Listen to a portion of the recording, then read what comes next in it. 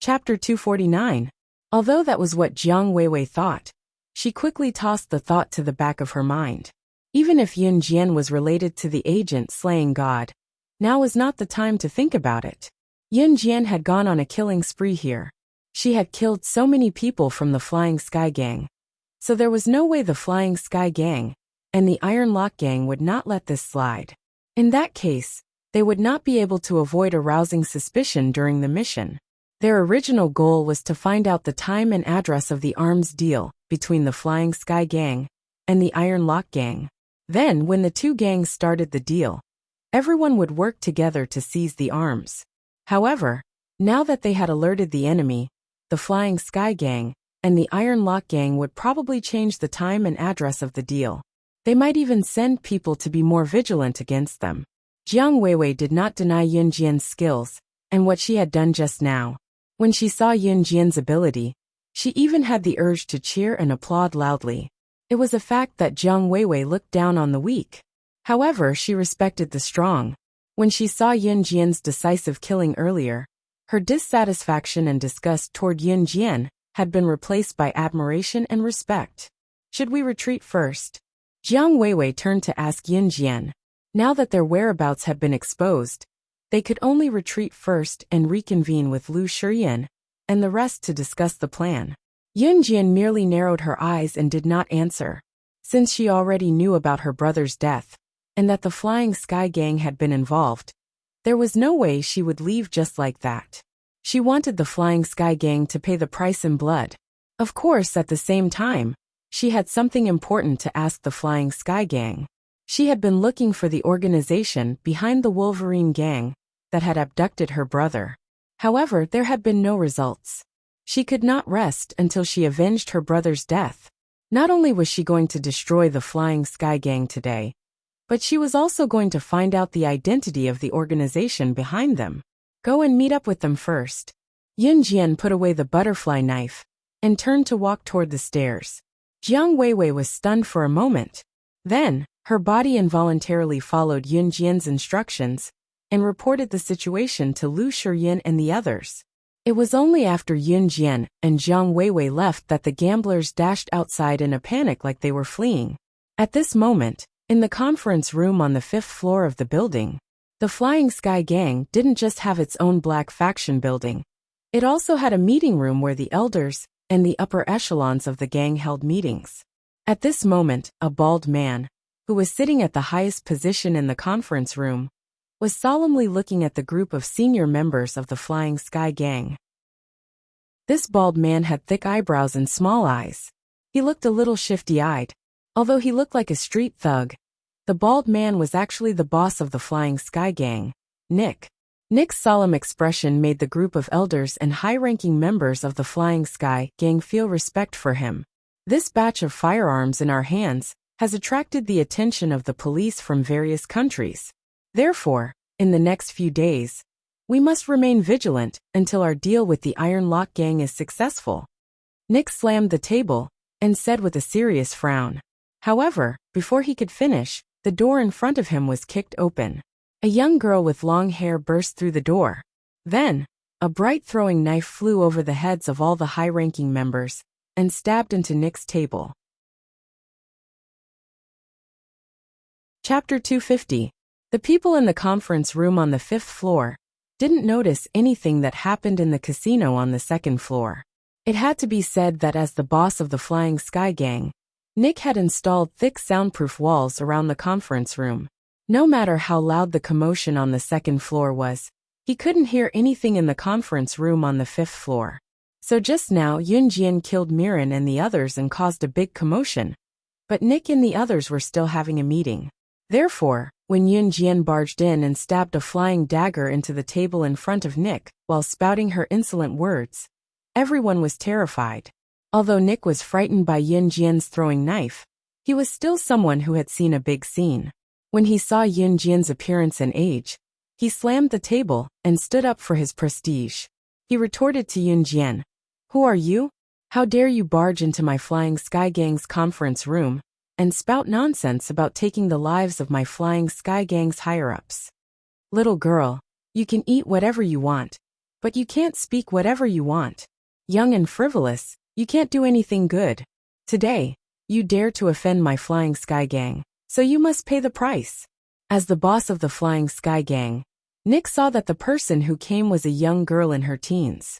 In addition, he was in front of his subordinates, so he had to put on a good show.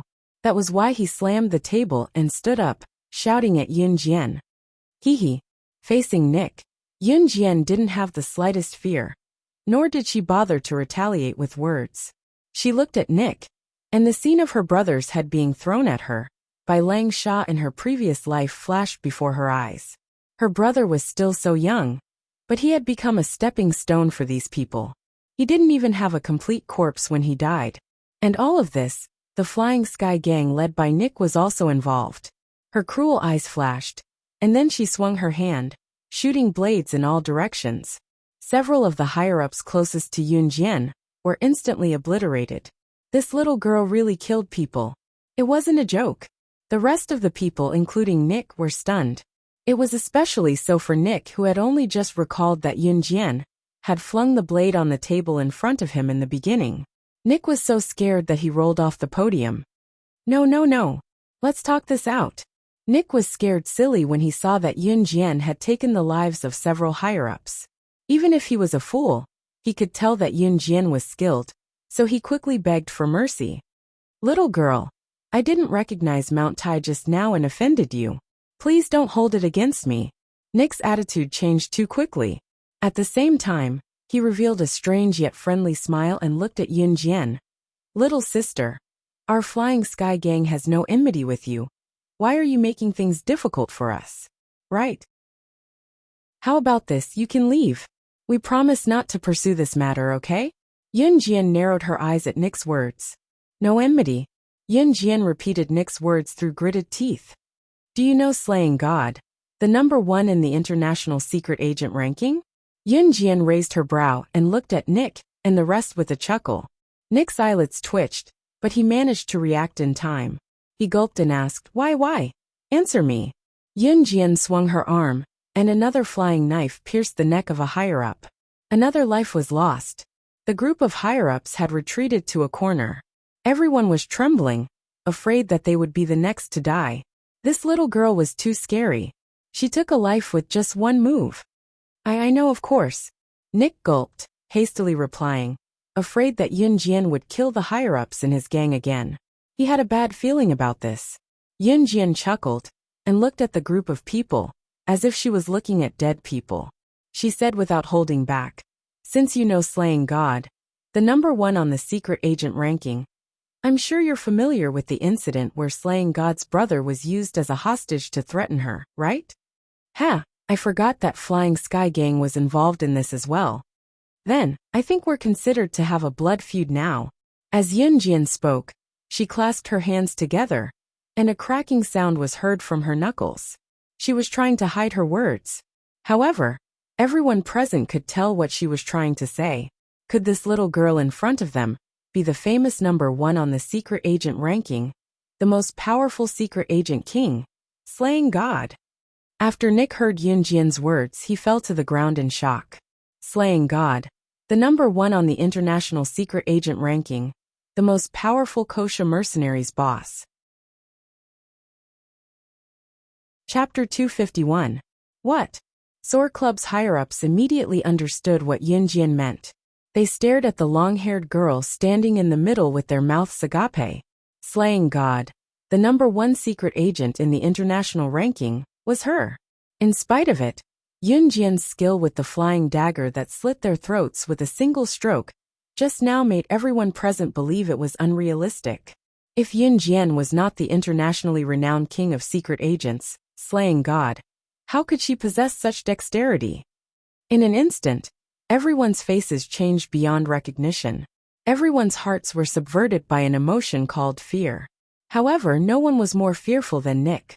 Nick was the one who led Soar Club's higher-ups to kidnap slaying God's brother and use him to threaten her. However, Nick was the mastermind. Slaying God was here now. She was here for revenge. Who was her match when she was so ruthless? Looking at the group of people who went from shock to bewilderment to fear, Yun Jian merely curled her lips into a half-chuckle. However, Nick no longer had the guts to look at Yun Jian when he heard her smile. Who did not know Slaying God's ability? Slaying God was the only secret agent who had left an Hun group. At the same time, she was a demon-like existence. After Slaying God left an Hun group, she went on missions like a maniac. Within 2 years, news spread that she had killed the previous boss of Kosha mercenaries, who was on par with an Hun group. She was invincible as she took control of the Kosha mercenaries. Nick looked at Yun Jian in fear. His legs gave out when he heard Yun Jian's soft exclamation. He quickly got up and crawled toward Yun Jian on his knees. No, I'm wrong. I'm wrong. I didn't want to be involved in that incident. We were forced to do it. Please let us go. Nick knelt in front of Yun Jian with trembling legs. The man who was so bold and prideful earlier was now as cowardly as a piece of trash. This was the way of the world. In this world, the strong were respected. If you are weak, you must bow down to the strong. Nick was no exception. One must know that Slaying God, the number 1 on the international secret agent ranking, was a king who had climbed out of a pile of dead bodies. The way the Hun organization trained their assassins and agents was brutal. Hundreds and thousands of children were captured and trained by the organization. In the end, only 3 survived. Slaying God was the most powerful of the 3 survivors. From this, it could be seen that the reason why Nick knelt before Yun Jian on the spot, after knowing what had happened, was not because he was weak. He knew very well that if Slaying God wanted to kill him, it would be no different from killing an ant. Oh, you didn't volunteer to participate? Yun Jian raised her eyebrows and continued. It's fine if I don't kill you. As long as you tell me which organization forced you to join, I can let you go. Hearing Yun Jian's words, Nick immediately recalled. He was really afraid that Yun Jian would go back on her words and kill them. So he immediately said, It's the people from the Inferno Ring. The Inferno Ring was the 3rd largest assassin organization, after the Hun organization, and the Kosha mercenaries. The Inferno Ring. Yun Jian raised her eyebrows and hummed softly. A murderous intent flashed in her eyes, as she lowered her head to look at Nick, who was kneeling before her. Then you can go to hell. You said you wouldn't kill me. Nick's eyes widened as he stepped back in fear. He did not expect Yun Jian to go back on her words. I did say that I'll let you go as long as you tell me which organization forced you to join. But didn't anyone tell you that you must die after knowing my identity? Yun Jian chuckled, her eyes bloodshot. Then, Yun Jian flipped her palm, and the butterfly knife nimbly appeared in her palm. The killing began. Chapter 252. Yun Jian's eyes were bloodshot. She knew that these people were the ones who had caused her brother's tragic death, so she wanted to die a quick death. Slaying God had always been protective. Her brother's death had always been a knot in her heart. Therefore, the higher-ups of the Flying Sky Gang who had participated in her brother's matter must pay the price for their actions. In the hotel, Lu Shiyin and the rest were shocked when they heard what Jiang Weiwei, who had returned first, said. Jiang Weiwei told them about how they had exposed their whereabouts, including how Yun Jian had killed Mi Luan and the rest. After the shock, Lu Shiyin, as the captain, was naturally the calmest.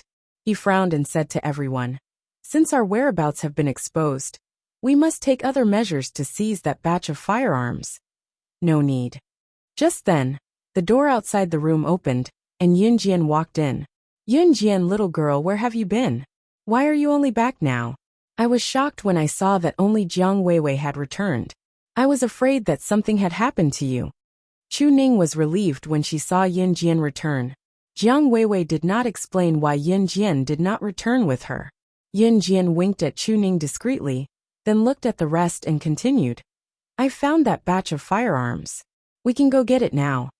Naturally, Lu Shiyin and his men did not know that Yun Jian had already wiped out the Go-Go Gang's higher-ups, including their boss.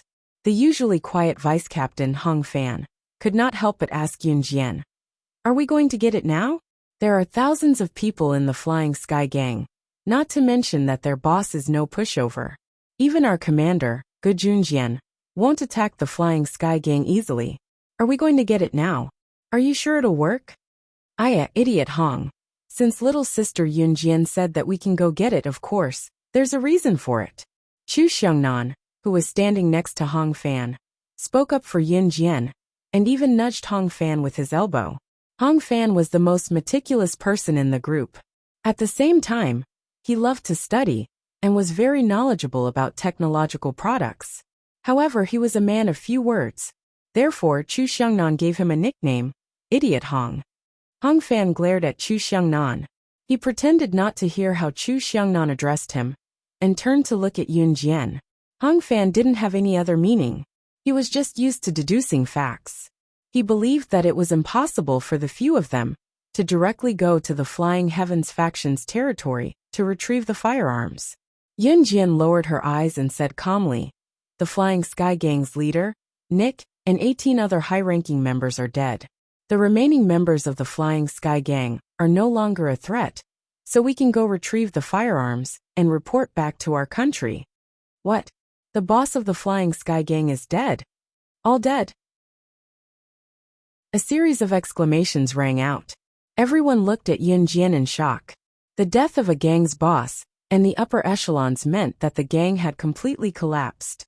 Even if there were still people to replace them in the later stages, that was only the later stages. At least for now, it was absolutely easy for them to steal the firearms. Oh my God! They had just arrived for the mission. They hadn't even been here for half a day. And the result? The mission was almost completed. Even the official Advanced Special Forces soldiers had a hard time carrying out this mission. But they completed it in less than a day. Was this a dream? Just then, Lu Shiyan fell silent for a moment. He realized something and suddenly asked Yun Jian, "The boss and high-ranking members of the Flying Sky Gang, were you the one who killed them?" There was a hint of shock in his voice. Chapter 253. Only God knew how shocked they were when Yun Jian nodded. Yun Jian was the latest to join the team, and was also the youngest. In the cross-country run earlier, she might have gotten first place because of her developed motor nerves and good stamina. However, at this point, there was no longer anyone who did not believe it. When Jiang Weiwei came back, she told them in detail about how Yun Jian had killed Mi Luan and the rest. Now that Yun Jian had killed the Go-Go Gang's senior members, including the gang's boss, Nick, they would not doubt it. They were in disbelief, shock and fear. How terrifying was Yun Jian's skill to be able to do that? Let's steal the firearms while the Go-Go Gang is in chaos. You guys know how to drive, right? I've checked it out just now. The firearms are all loaded in trucks, 4 in total. I can drive one. You guys can take the other 3. Yun Jian told them. Lu Shiyan answered quickly, "We can. Hong Fan, Fang Xiaoran, and I have all gotten our driver's licenses. It's no problem for us to drive the trucks." In the outside world, they all addressed each other by code names, but in this room, there was no need for that. What's more, the most dangerous people were already dead. Lu Shiyan did not ask why Yun Jian knew how to drive a truck as well. In fact, Yun Jian had become an omnipotent figure in their hearts. If it were not for her, it would be difficult for them to complete the mission. What more completing it in less than half a day? Before they departed, Lu Shiyan contacted Gu Junjian. Yun Jian then led them to steal the 4 trucks. There were no obstacles along the way. When they drove out, Gu Junjian, whom they had contacted earlier, had already sent someone to pick them up. They returned home that night. They only returned to Longmen City when it was almost evening the next day, and saw Gu Junjian right away. Looking at Gu Junjian, whom they had just bid farewell to yesterday, but met again today, a sense of pride rose within them. They had completed a mission that even the Advanced Special Forces found difficult to complete in less than half a day. They were back again. How could he not be proud? Although all this pride was given to her by Yun Jian. Hence, they were inwardly grateful to Yun Jian. The first thing Gu Junjian said when he saw everyone was, "Thank you for your hard work." Although the crowd did not see the change in Gu Junjian's expression, it was not difficult to see that Gu Junjian also had mixed feelings. He was right about Yun Jian. But then again, it wasn't strange for someone who could kill Wolf Blade, who was ranked 10th on the international assassin rankings, to have such abilities. Rest well for the next few days. I've already spoken to the school on your behalf, Gu Junjian continued. Also, after this mission is completed, the higher-ups will give you a reward. You will be informed when the time comes. After Gu Junjian finished speaking, he asked someone to drive Yun Jian and the others home one by one. Just as Yun Jian got home, she saw Qin Yiru, who did not go to work, packing a bunch of things. She even stuffed them into an old bag and was about to leave with it. Mom, where are you going? Yun Jian asked. Xiao Jian, you're back? Qin Yiru looked up at Yun Jian tiredly and chuckled dryly. Your dad has returned to Xinjiang town. I'm planning to go there with my documents to look for him and sign the divorce agreement to get a divorce. Yin Gang had returned to Xinjiang town? Yun Jian frowned subtly. Yun Jian did not even keep quiet as she told Qin Yiru. Mom, I'll go with you. Yun Jian was worried that Yun Gang and her aggressive grandmother in name, Lu Lanhua, would bully Qin Yiru if she did not go with Qin Yiru. Chapter 254. Qin Yiru did not refuse this time. After the previous incident, she no longer treated Yun Jian as a child. Moreover, she was not confident about going back alone. After all, with her mother-in-law Lu Lanhua's shrewish personality, if they really got into a fight, it was unknown whether the divorce would go through. If Yun Jian went back with her, it would give Qin Yiru a sense of security. Okay, Qin Yiru nodded. Then let's go take the bus now. Okay, Yun Jian agreed. She reached out to take Qin Yiru's bag. Mom, let me take it. Qin Yiru was gratified and let Yun Jian take the bag from her. Qin Yiru and Yun Jian went to the bus station to board the bus back to Xinjiang town. It was the last bus in winter. Qin Yiru had planned to take the bus home today and then return to her parents' house to stay the night. She would visit her parents' house while she was at it. She would then go to Yun Gang's Civil Affairs Bureau tomorrow morning to get a divorce. Qin Yiru had returned to Xinjiang town before the sky turned dark, because she would only knock off in the evening. She did not plan to work overtime today, so she had applied for leave the next morning and morning. Once she was done with the divorce, she would rush back to work immediately, so she only delayed her work by half a day. She planned to return to her parents' house to stay the night. Although Qin Yiru's parents' house was not good, it was still her parents' house. At the end of the day, she had to be filial to her mother, because her mother was the one who raised her. No matter how disharmonious they were, she could not lose her filial piety. Qin Yiru and Yun Jian only arrived at Xinjiang town when it was already dark. Qin Yiru carried a big bag of fruits back to her parents' house. When she opened the door to her parents' house, she looked around, but did not see anyone.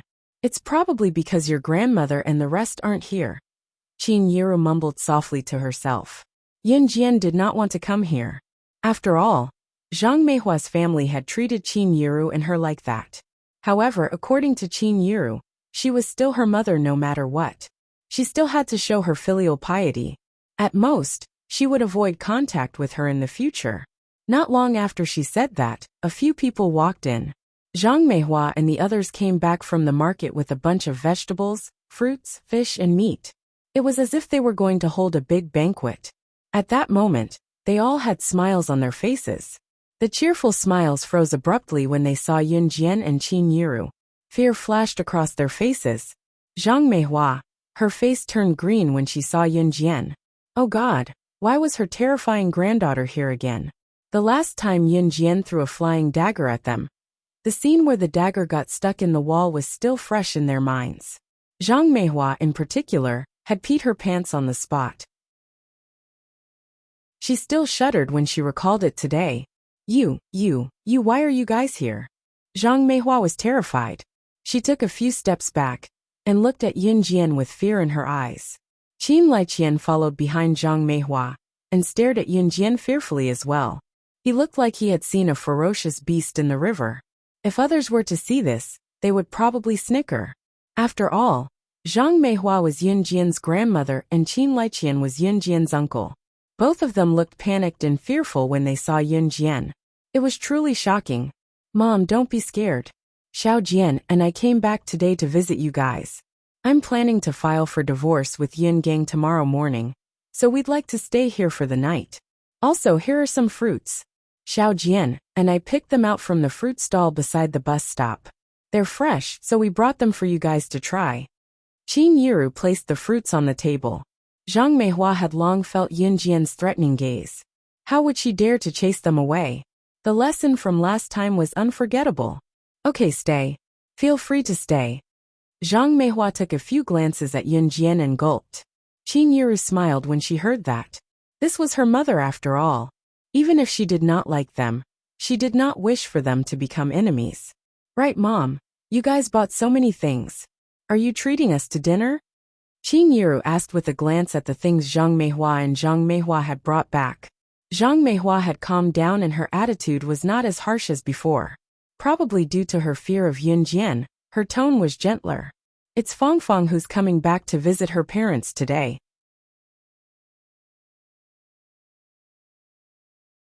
Chapter 255. Qin Yiru smiled when she heard that Qin Fangfang was coming back.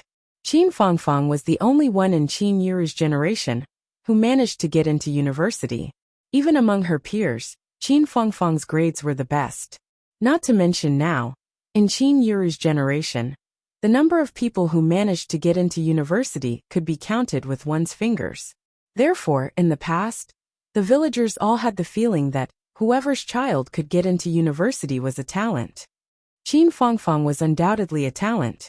She got into a famous university in another province and settled down there after graduation. In the end, she even met a rich boyfriend and got married in another province. She rarely came back. Qin Fangfang, on the other hand, was the closest to Qin Yiru among the Qins. The two sisters were so close that they could talk about anything. However, Qin Fangfang went to university, worked and got married, so she did not have time to come back. Therefore, their relationship faded as time passed. When Zhang Meihua heard that her youngest daughter was going back home to visit her parents, she was all smiles. Her youngest daughter had always been her pride. She was good at her studies when she was young. Not only did she get into a famous university, she even married a rich man. Oh my, it was said that he was worth millions. His family could even afford to drive a car. In this era, those who could afford to drive a car were definitely from a rich family. Honk honk honk. Not long after, the sound of a car horn came from outside the door. Zhang Meihua heard it and ran out immediately. Qin Yiru pulled Yun Jian and followed Zhang Meihua and the rest out. At this moment, they saw a black Santana outside the door, honking as it drove over. Hearing the honking along the way, some of the neighbors who were at home for a blind date ran out and looked at it with envy. Someone even pointed at the Santana and shouted, "Look, it's a car!" Rich people. In this era, it was rare to see a car in a small town like Xinjiang town. Even if there was a car, it would only be driven back by the rich who went out to work. In the entire town, there were probably only one or two families who could afford to drive a car. Therefore, when Zhang Meihua heard the neighbors' praises, her face was full of smiles and pride. That was her son-in-law's car. The sedan was also honking loudly as it drove all the way to the door. The passenger door of the car opened, and a fashionably dressed woman got out of the Santana. "Mom, sis, you're all here." The woman saw Zhang Meihua and Qin Yiru and shouted in surprise. This fashionably dressed woman was undoubtedly Qin Fangfang, Qin Yiru's sister and Yun Jian's aunt. She looked happy just a moment to come back. She frowned, her face, who was just radiant just now. Instantly her face, who was just now. She was to who was just a moment ago. She was she, who was just a moment ago she. Her to, s to look. She was to her to be, was to be too's. No, it's the same as the last time I saw you. Qin Yiru chuckled awkwardly, trying to ease the tension. You have to take good care of yourself. Qin Fangfang consoled Qin Yiru. She then noticed Yun Jian, who was standing beside Qin Yiru. She took a few glances at Yun Jian and exclaimed in surprise. "Ah, is this Xiao Jian? You've grown so big." "Xiao Jian, this is your aunt. Quick, greet her." Qin Yiru nudged Yun Jian with a smile. Yun Jian had a good impression of Qin Fangfang when she saw how well she treated Qin Yiru. "Auntie," Yun Jian called out. "Oh, good girl." Qin Fangfang beamed. "Oh my, what is this lousy place? It's so shabby." Fong Fong, come over quick. A wealthy woman in her 50s or 60s alighted from the Santana. She was dressed in branded fur, and her tone was indescribably smug. This person was Qin Fong Fong's mother-in-law, Zhu Hengxiang. Chapter 256. Zhu Hengxiang was in her 50s or 60s, but her skin was smooth and well-maintained, making her look like she was in her 30s or 40s. She did not look old at all. Judging from her appearance, Zhu Hengxiang also had a radiant face. She was also quite good-looking. It could be seen that when she was young, she must have been a great beauty. However, the words that came out of her mouth were not as pleasant. Qin Fong Fong smiled awkwardly and ran back to help her mother-in-law. It was Zhu Hengxiang's first time in Xinjiang town. She had refused to come in the past, but insisted on tagging along today. In addition, Zhu Hengxiang's overbearing manner was disagreeable. "Oh, my in-law, you're here. Xiaowen is here too. Welcome, welcome." Zhang Meihua put on her signature smile and went up to her. Zhang Meihua had met Zhu Hengxiang before. She was the one who had gone out of the province to discuss Qin Fong Fong and Sun Baiwen's wedding. "I can't afford to be in-law." Zhu Hengxiang did not give Zhang Meihua any face. After she finished speaking, she muttered a few more words. "Oh my, this place is so shabby. It's so shabby and small. I really don't know how to live here." Zhu Hengxiang grew up in a wealthy family and was a typical landowner's daughter. She had been living in the upper-middle-class society and had always looked down on those who lived at the bottom of society. Zhu Hengxiang quite liked Qin Fong Fong as her daughter-in-law, but she had intervened when she heard about Qin Fong Fong's family background. Her son, Sun Baiwen, had his heart set on Qin Fong Fong, and even said that he would marry no one else but her in this life. Zhu Hengxiang was afraid that her son would really not marry, and the Sun family would have no descendants in the future, so she agreed to it reluctantly. Zhang Meihua and the rest heard Zhu Hengxiang's grumbling and smiled awkwardly. Sun Baiwen smiled as well. Sun Baiwen was different from Zhu Hengxiang. Although Zhu Hengxiang gave birth to Sun Baiwen, he looked gentle and polite. He was also a nice person, and would not point out other people's shortcomings. "Mother-in-law, we're here in Longmen City for something, so we thought we'd drop by to visit you." Fong Fong picked out quite a number of gifts, and they're in the trunk. "Let Brother Qian help me get them," said Sun Baiwen. Aye, alright. Here's the money, go and get it from little one. Go." Zhang Meihua couldn't stop smiling this time. She even patted Qin Liqian and urged him. Qin Yiru, who had been ignored, smiled awkwardly. Yun Jian, on the other hand, narrowed her eyes and remained silent. With Qin Yiru's help, a sumptuous dinner was quickly prepared. However, Zhu Hengxiang still said with disdain, "Is that all?" These words made Zhang Meihua feel awkward again. After all, this table of good wine and meat was something that they usually couldn't bear to eat. "Right, Xiaowen? Is there anything you need this time in Longmen City?"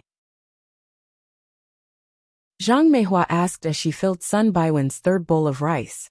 After all, Qin Fong Fong's family seldom came back, and Zhu Hengxiang was never willing to come here. Therefore, Zhang Meihua felt very strange. "Yes, there is." Sun Baiwen smiled and scratched his head, continuing, "Didn't we hear that Longmen City is going to hold an auto show soon? I heard that it's the biggest one in the country. It's going to be an exhibition of hundreds and thousands of luxury cars. We probably won't see it even once in a few decades. Our family sells cars as well, so we followed the trend and came to take a look." Zhang Meihua knew that Sun Baiwen's family made a fortune selling cars as well. "Are you serious? There's an auto show of this scale in Longmen City? How much money does it cost to hold a party like this?" Qin Liqian shouted excitedly when he heard that. Longmen City Auto Show. Yun Jian's eyelid twitched when she heard the name. It seemed that Zhang Jifan had done his job of promoting it. Even people outside the province had heard about it.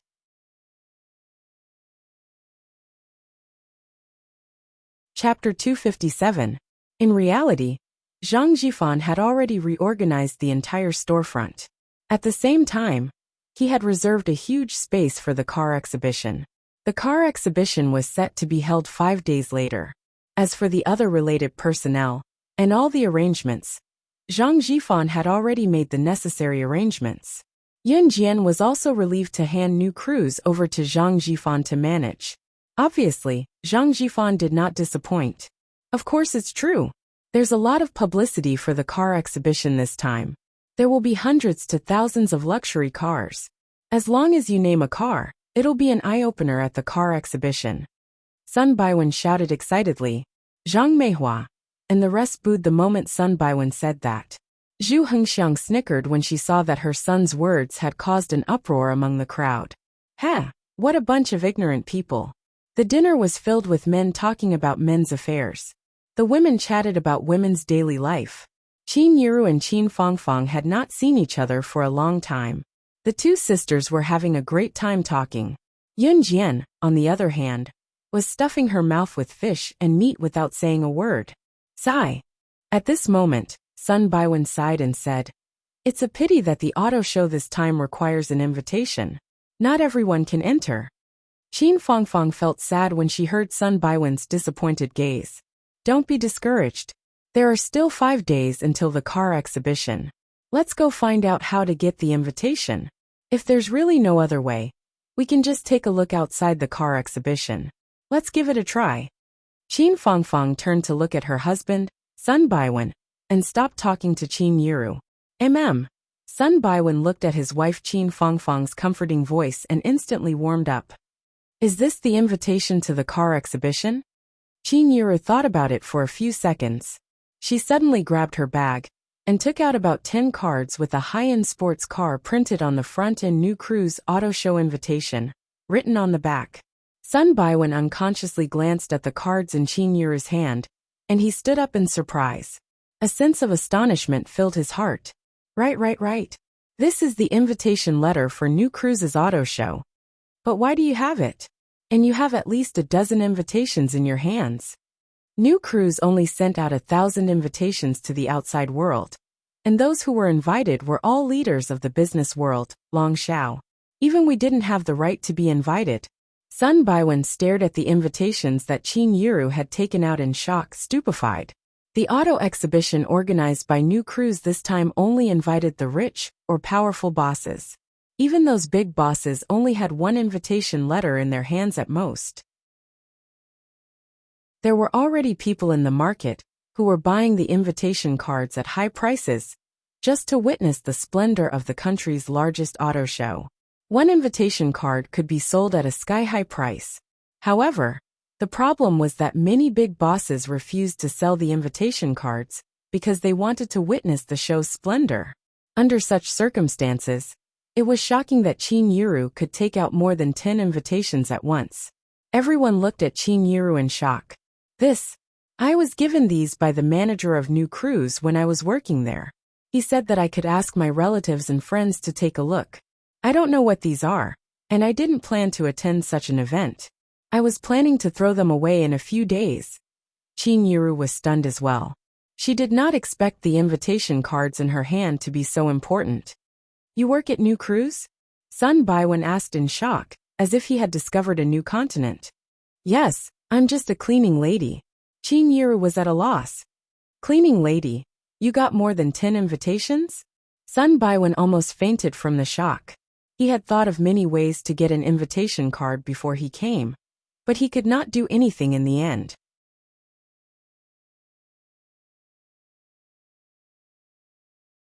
Chapter 258. Qin Yiru did not understand the question, but she nodded blankly. Yun Jian, who was sitting next to Qin Yiru, paused as she held a small cup of water. A faint smile spread across her lips. She took a sip of water and gulped it down. Qin Yiru's invitation was naturally given to her by the manager of New Cruise. At the same time, Yun Jian had also instructed Zhang Jifan to hire more cleaning ladies, so that Qin Yiru's area would be divided into the smallest area. Now, Qin Yiru's daily work was more relaxed than those graduates from prestigious universities who came out to work in the office. Moreover, a monthly salary of 1,500 yuan was not considered low in 1998. That was why Qin Yiru was able to save money after deducting her monthly expenses. Why don't you guys take these invitations? I don't need them anyway. I won't attend that kind of event. Qin Yiru generously placed the invitations on the table and pushed them to Sun Baiwen. When Sun Baiwen's mother, Zhu Hengxiang, saw this, she quickly reached out to take them. However, Sun Baiwen reached out to stop her. We only need one. One invitation will allow our whole family to go in and watch the car show. Sun Baiwen only took one of the invitations and returned the rest to Qin Yiru in a friendly manner. He even thanked Qin Yiru politely. Thank you, sister. One invitation would allow their whole family to go in and watch the car show. As long as one person had one invitation, they could bring their family and friends to visit. There was no limit to the number of people they could bring. This was also an idea that Yun Jian came up with. The cars she sold were targeted at the big bosses. Even if ordinary people went, they would not be able to afford them. This was not to say that Yun Jian looked down on the poor, but it was a business concept.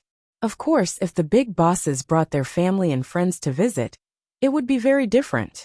Usually the family and friends of the big bosses would not be too poor. Especially the friends of the big bosses. They would only become friends because they were in the same circle. Therefore, most of them had families that could afford cars. Therefore, if these people went, they would most likely spend money to buy cars in the future. After dinner, the sky was completely dark. However, Xinjiang town had street lights at night, so there was no need to worry about the dark. Qin Fangfang dragged Qin Yiru out for a walk. At night, Qin Fangfang requested to sleep with Qin Yiru. The two sisters had a lot of things to talk about since they were rarely together. Fortunately, there were plenty of rooms in Zhang Meihua's house, so she arranged one for Yun Jian. Although Sun Baiwen couldn't hug his wife to sleep for the whole night, he could understand Qin Fangfang very well, so he agreed. The next morning, Yun Jian returned to her first home since her rebirth with Qin Yiru. At the door, she also saw Yun Gang, her irresponsible father, whom she had met not long ago in the casino. Qin Yiru wanted to divorce Yun Gang, but Yun Gang refused. In the end, it was Yun Jian's grandfather Yun Zhong, who felt that his son had ruined the family and forced him to sign the divorce agreement. It was only then that the matter was settled. The matter was finally settled. When the Civil Affairs Bureau was done with the last step, Qin Yiru took a few deep breaths. The weather today was similar to when she and Yun Gang registered their marriage. The sun was high up in the sky. Under the sunlight, there was a hint of warmth amidst the cold. To be honest, she had lived with Yun Gang for so many years. It would be a lie to say that she had no feelings for him. However, as time went by, Yun Gang committed more and more mistakes. Her patience had been worn out. Yun Jian held Qin Yiru's hand. Holding her mother's rough hand, Qin Yiru made their way to the bus stop back to Longmen City. She swore that she would never let Qin Yiru suffer in the future.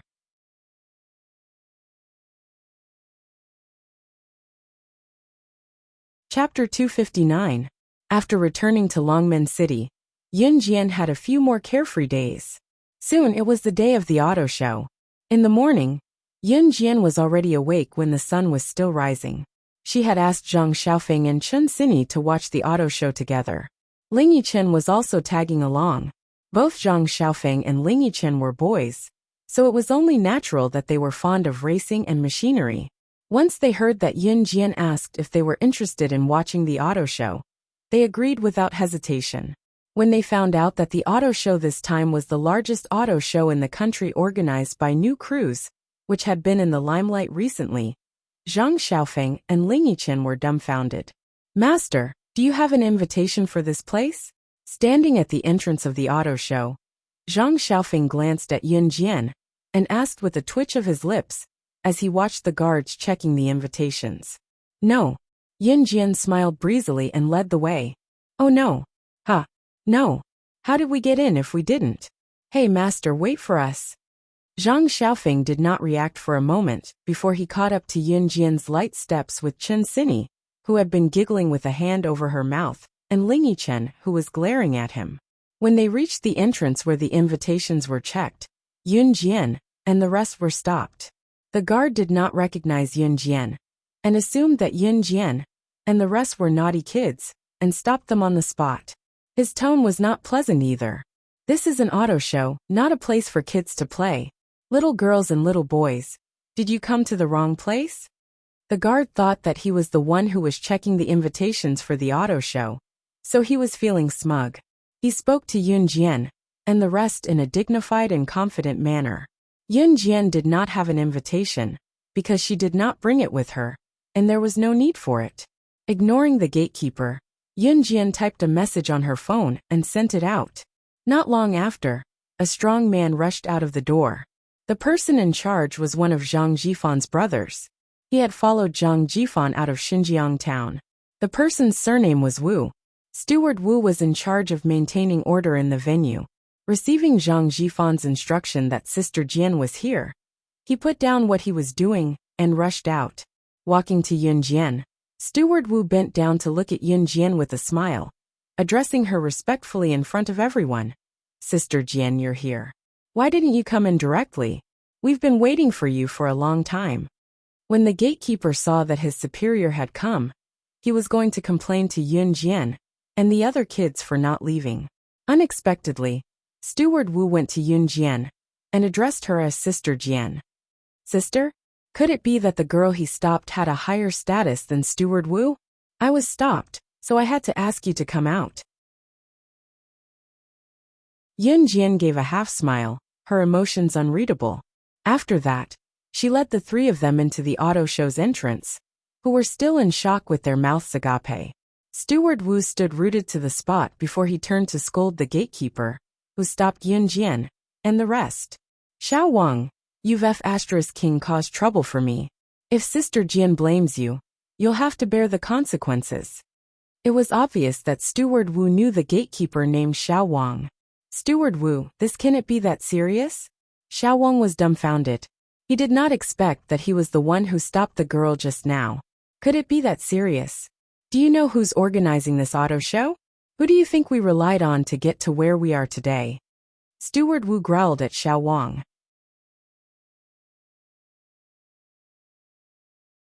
Chapter 260. On the other side, Yun Jian, who had successfully entered the auto show, led Zhang Xiaofeng, Ling Yichen, and Chen Xini around.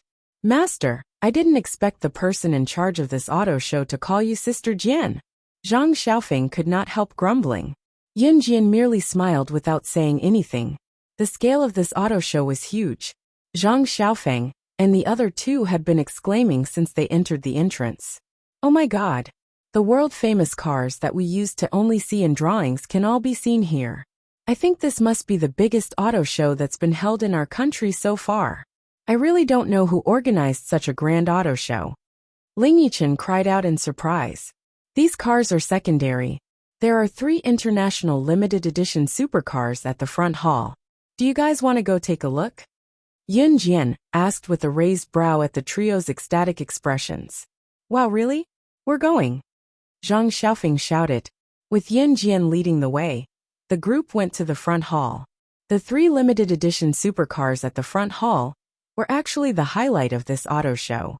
They were the reason why both insiders and outsiders wanted to catch a glimpse of their splendor. There were only a handful of limited edition supercars in the world. As for the limited edition supercars, even some rich tycoons would find it hard to buy them. It was even more priceless in the market. Moreover, it was an auto show with 3 limited edition supercars as the highlight. How could it not attract the attention of the tycoons? The 3 limited edition supercars in the front hall were already surrounded by a crowd of onlookers. Everyone was looking at the 3 limited edition supercars with a sense of possessiveness. By the time Yun Jian and the others arrived, the place was already crowded. On the other hand, the 3 limited edition supercars were surrounded by a protective fence. The people around them only knew how to admire the cars. There was no commentator for the 3 limited edition supercars. First, it was because they were limited edition supercars. Most of the commentators would have a hard time describing the cars in a captivating manner. Secondly, it was because this was a supercar. The commentators themselves had never had the chance to touch it, so it was even harder for them to talk about it. Yun Jian saw many familiar faces in the crowd, including Mayor Gu, the mafia boss Su Zetian, and others who had been invited. She pursed her lips. Just as she was about to lead Zhang Xiaofeng and the other 2 over, she heard Qin Fangfang's voice. Xiao Jian, are you here for a visit too? Is your mother here? Qin Fangfang stopped Yun Jian when she saw her. When Yun Jian saw that it was her aunt Qin Fangfang and the others, she nodded and said, "My mom didn't come. She didn't go to work today. She said that today's event was too lively, so she didn't want to join in the fun." Hearing that her sister did not come, Qin Fangfang could not help but feel disappointed for a while. A sarcastic voice then rang. "Hey Fangfang, this is your sister's daughter who gave your family an invitation to the auto show and is now working as a cleaner in New Cruise, right?" Yun Jian heard the sharp and malicious voice. Squinting her eyes, she saw a woman dressed to the nines standing beside Zhu Hengxiang. The woman was actually Zhu Hengxiang's biological daughter, Qin Fangfang's sister-in-law Sun Baiyan. Beside Sun Baiyan was a man with a beer belly. It was Sun Baiyan's husband Jiang Xingnan. When Qin Yiru gave Sun Baiwan an invitation, Zhu Hengxiang called her married daughter and son-in-law to come over immediately, saying that she wanted to watch the auto show. Sun Baiwan was helpless, but he could only go along with his mother. Sun Baiyan was exactly the same as her mother, Zhu Hengxiang. She had been pampered and spoiled since she was young, and had always been high and mighty. Qin Fangfang frowned when she heard Sun Baiyan's unpleasant words. "Sun Baiyan, don't you spout nonsense in front of the child." Qin Fangfang could not help shouting. "I'm not spouting nonsense. Ha, her mother is a cleaner in New Cruise. It's the truth. Can't I talk about it? TSK, no matter how noble some people pretend to be, they can't change the fact that they came from a poor village."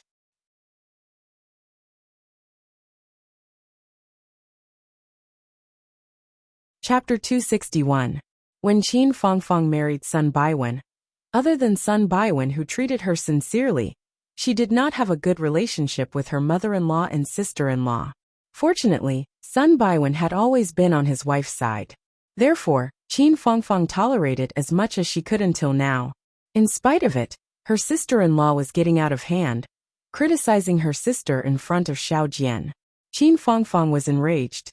Usually, Qin Fangfang could treat it as if nothing had happened when Sun Baiyan gossiped. But it was really inexcusable to talk about adult matters in front of a child. Moreover, when Qin Fangfang saw Sun Baiyan criticizing Qin Yiru in front of Yun Jian and in front of Yun Jian's friends, she was afraid that Yun Jian would be looked down upon by her friends. Because she was worried about Yun Jian, Qin Fangfang was truly angry with her sister-in-law for the first time. "Sun Baiyan, if you dare spout nonsense in front of the children again, I'll break your tongue," Qin Fangfang said, looking like she was really going to hit Sun Baiyan. Sun Baiyan was terrified when she saw that Qin Fangfang was truly enraged. She quickly hid behind Zhu Hengxiang and tugged at the corner of the latter's shirt, shouting, "Oh my, she's rebelling. Mom, your daughter-in-law is getting bolder. She's going to hit her sister-in-law." She sounded like she was telling the truth. Sun Baiyan's husband, Jiang Xingnan, stood like he was not there, not daring to say a word. Zhu Hengxiang was on her daughter's side, of course. When she saw how Qin Fangfang was behaving, she did not care that she was in public and acted like a shrew. She pointed at Qin Fangfang and said, "Great. You're rebelling. How dare you hit my yin-yan? You." Just as Zhu Hengxiang was about to explode, Yun Jian shielded Qin Fangfang behind her and told Zhu Hengxiang and her friends, "Arguments aren't allowed during the auto show. If you make a ruckus again, get lost." Yun Jian's words made their eyelids twitch. Only Zhang Xiaofeng and his friends stood aside and watched. They knew that those who offended Yun Jian would not end well. "Who do you think you are?" Zhu Hengxiang shouted without thinking. Her shout was so loud that it attracted the attention of a group of big bosses who were watching the auto show. "Are we supposed to leave just because you told us to?" Zhu Hengxiang continued to curse Yun Jian loudly. Her words were getting worse and worse. "Why don't you take a look at yourself? Don't act like you're the supervisor of an auto show. Aren't you just the daughter of a cleaning lady in New Cruise? Look at your poor and pedantic appearance. What right do you have to tell us to scram?" At this moment, Zhu Hengxiang seemed to have forgotten that the reason they were able to participate in the auto show was because of the disdainful cleaning auntie that she had mentioned. "Biting the hand that feeds you is nothing more than this." "Mom, stop talking. You've gone too far. Sun Baiwen couldn't help but frown when he heard that. He stood up and said to Zhu Hengxiang. At that moment, a middle-aged man's voice cut through the air with a hint of anger and boldness. Because Yun Jian is the director of New Cruise and the founder of this auto show, don't tell me she doesn't have the right to chase all of you away when you're not even invited to the auto show. Zhang Jifan, who had just witnessed the scene, stomped over angrily from afar. How dare she slander their sister Jian? This old hag must be tired of living. However, after hearing Zhang Jifan's words, the surrounding people all stared at the plainly dressed young lady with their tongues tied. Zhang Xiaofeng, Chen Xini, and Ling Yichen were dumbfounded. Qin Fangfang and Sun Baiwen were stunned. Zhu Hengxiang and Sun Baiyan, on the other hand, were ashen-faced when they heard that. What? New Cruise's director was Yun Jian.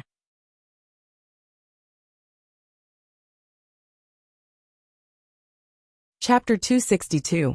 Shock aside, Zhang Jifan was already standing in front of Yun Jian by the time the crowd recovered. Zhang Jifan, who was dressed in a suit and leather shoes, was completely different from the gangster who made a living by lending money to loan sharks. All these changes were bestowed upon him by Yun Jian. Zhang Jifan went to Yun Jian and bowed at Yun Jian, calling out, "Sister Jian." His greeting was an announcement to everyone present that she, Yun Jian, was the director of New Cruise. There was no one else. It was not an empty promise. The crowd snapped out of their shock. Ha ha ha.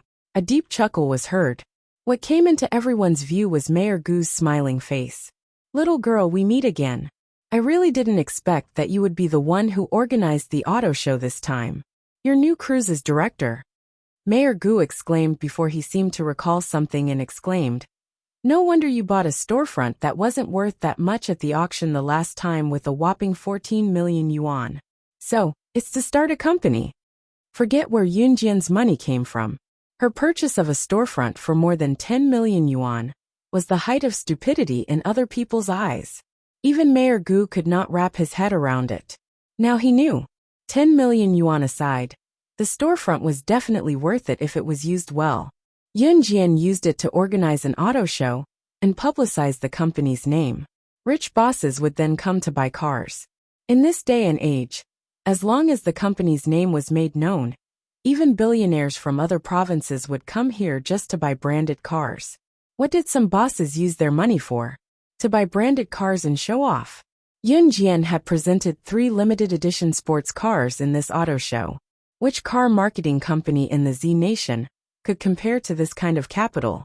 Limited edition supercars were hard to come by in the entire world, but Yun Jian had managed to get her hands on 3 of them. When the time came, she would be able to earn tens of millions by selling a luxury car. The money that she, Yun Jian, had spent would be as good as flowing water. Moreover, the effect of her promotion of the company had already caused a huge commotion in the automobile industry of Z country. New Cruise would probably be the first choice for rich bosses to buy cars in the future. However, the people next to Mayor Gu were paying attention to the sentence. Yun Jian spent more than 14 million yuan to buy this store at the auction. More than 14 million? Heavens!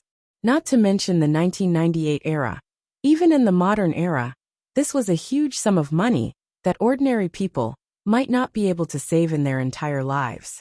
Even Qin Fangfang's husband's family, Sun Baiwen's family, which could be said to be a rich and famous family, only had a few million in assets. What about Yun Jian? Buying a storefront costs more than 10 million. This was the difference. Zhang Xiaofeng and the other 2 were stunned once again. Now Zhang Xiaofeng's blood was boiling. Who would dare to say that his master was poor in the future? He would fight with his life on the line. Mayor Gu, we meet again. Yun Jian squinted and nodded at Mayor Gu. Not bad. This little girl has a bright future ahead of her. Mayor Gu squinted and laughed out loud. He could not help but compliment her. After Yun Jian and Mayor Gu nodded, she turned to look at the pale Zhu Hengxiang and said, "As you said, my mom works in my company. What's wrong with sweeping the floor? She's experiencing life. Unlike some people who look glamorous on the surface, but are as shrewish as a shrew behind her back."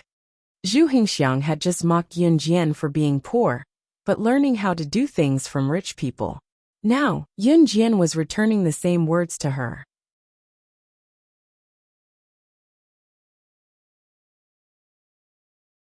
Chapter 263. It was Zhu Hengxiang's first time being reprimanded in public. Zhu Hengxiang was born in a prestigious family with superior conditions since she was young, and her husband was a match for her after she got married. She was a typical upper-class family. Zhu Hengxiang had never been scolded like that in her entire life. However, no matter how dumb she would not go against Yun Jian. Yun Jian was the director of New Cruise. How would Zhu Hengxiang dare to retort with such a status? Ha! Yun Jian chuckled when she saw that Zhu Hengxiang dared not respond to her anymore. Then, Yun Jian pulled Qin Fangfang, who had yet to react to the situation, and warned Zhu Hengxiang and Sun Baiyan, who stood beside her. If I find out that my aunt is bullied by you guys in the future, don't blame me for not reminding you. Let's see which manufacturer dares to continue working with your family's car dealership in the future. Yun Jian was blatantly threatening them. Without the cooperation of a manufacturer, there was only one outcome for a car dealership: bankruptcy. In spite of it, only she, Yun Jian, was capable of uttering such arrogant words. At the same time, Yun Jian's message was that she had the ability to make an established car dealership go bankrupt. Perhaps, if Yun Jian had said something like that before this, everyone would have treated it as a joke, thinking that she was young and frivolous. Now, however, an underage girl like her could organize such a grand auto show. The crowd thought that she was capable of doing what she said. Zhu Hengxiang paled. She had never thought that she would get herself into such a mess. She also did not expect Qin Fangfang's niece to be so capable, after being looked down upon by her for so many years in poverty. She dared to bid for a storefront for more than 10 million yuan. Zhu Hengxiang knew very well that the Sun family's total assets were only a few million yuan. Compared to Yun Jian, it was nothing. Xiao Jian, alright, that's enough. Qin Fangfang finally snapped back to reality and held Yun Jian, who stood up for her. After all, this was her mother-in-law. Even if her mother-in-law and sister-in-law were not on good terms, they still had to live together. Yun Jian stopped talking after hearing Qin Fangfang's words. Of course, she knew when to stop. She had already warned Zhu Hengxiang and Sun Baiyan. Unless they were idiots, they would not dare to do anything else. Yun Jian also knew that if she continued to speak, it would make things difficult for Qin Fangfang. Thus, they stopped talking about this topic. For the sake of Qin Fangfang, and the fact that Zhu Hengxiang and Sun Baiyan didn't dare to speak since just now, Yun Jian didn't really drive them out. However, no one paid any attention to them. At this time, Yun Jian was already chatting happily with Mayor Gu, while Zhang Xiaofeng and the other two followed beside her. Yun Jian led Mayor Gu to the 3 limited edition sports cars and introduced them to Mayor Gu one by one. This is a Pagani Zonda. It's a tricolor sports car from Italy, and there's only one in the world. It uses special LED lights on the front and back of the car.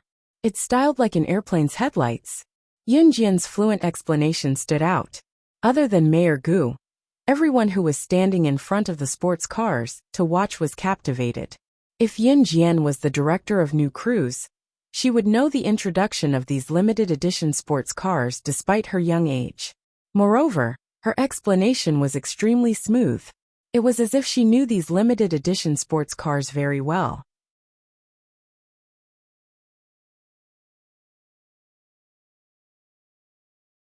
Chapter 264. The auto show went on smoothly. After sending Qin Fangfang and her family off, the show came to a close. See you next time, girl, Mayor Gu said to Yun Jian when he left with Su Zetian. As he said that, Mayor Gu gestured to Yun Jian. Also, our government will support any promotional projects New Cruise has in the future. You can come to me if you run into any trouble. With Mayor Gu's assurance, Yun Jian smiled gratefully. Although she did not need help, it was good to have Mayor Gu's goodwill. After sending off everyone who came to watch the auto show, there were only the staff clearing the venue. Zhang Xiaofeng, Zhang Jifan, and Zhang Jifan left. Looking at Zhang Xiaofeng, Zhang Jifan, and Zhang Jifan, who were holding back their questions, Yun Jian smiled and told them, If you're willing, you can work for Jifan in the future. Yun Jian was planning to let Zhang Xiaofeng, Zhang Jifan, and Zhang Jifan join her new cruise. Zhang Xiaofeng, Zhang Jifan, and Zhang Jifan came from rich families. They had lived a life of having everything taken care of, and had never worked independently. Did Yun Jian mean that she wanted them to join new cruise? This was no doubt a chance to break away from family and express themselves. We're willing, of course we're willing. All three of them shouted in unison. Yun Jian pressed her lips into a smile. After the auto show, all sorts of sports cars, regular sedans and affordable sedans that New Cruise promoted went on the market. To everyone's surprise, New Cruise had sold 368 cars in less than 3 days of official car sales. This meant that they sold over 100 sedans on average in these few days. There were many expensive sports cars among them. Selling one of them would earn them millions of yuan. Of course, Longmen City's big bosses were not the only buyers. Some business tycoons who came because of their fame were there as well. New Cruise rose rapidly, earning a net profit of 30 million yuan in the month. The astounding sales made it the top car company in the country, let alone Longmen City's car marketing company. The company's reputation soared and swept the country.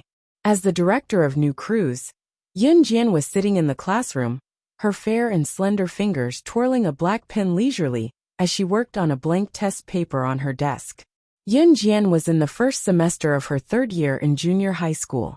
She would face the first major exam of her life in half a semester, the senior high school entrance exams. Therefore, the school's teachers had increased their students' learning tasks, such as endless test papers every day. Yun Jian, while it was still alright, Zhang and Chen Xini, their heads were dizzy from the test paper. This weekend, Yun Jian was invited by Chu Ning and the others to celebrate the successful completion of their mission. Moreover, Good Yun Jian had already applied for a reward for them from their superiors. Other than some monetary rewards, the 7 of them were directly promoted to official members of the Special Forces. It was no doubt a joyous event for Chu Ning and the rest. After some discussion, they decided to go on a trip this weekend to relax and change their moods. On Saturday morning, Yun Jian carried her school bag stuffed with a dozen hard-boiled eggs that Qin Yiru had prepared for her, and went to meet up with Chu Ning and the rest. Hey Yun Jianer, we're here. Chu Ning was the first to see Yun Jian and greeted her. Yun Jian went over. The group then boarded the train to a famous mountain.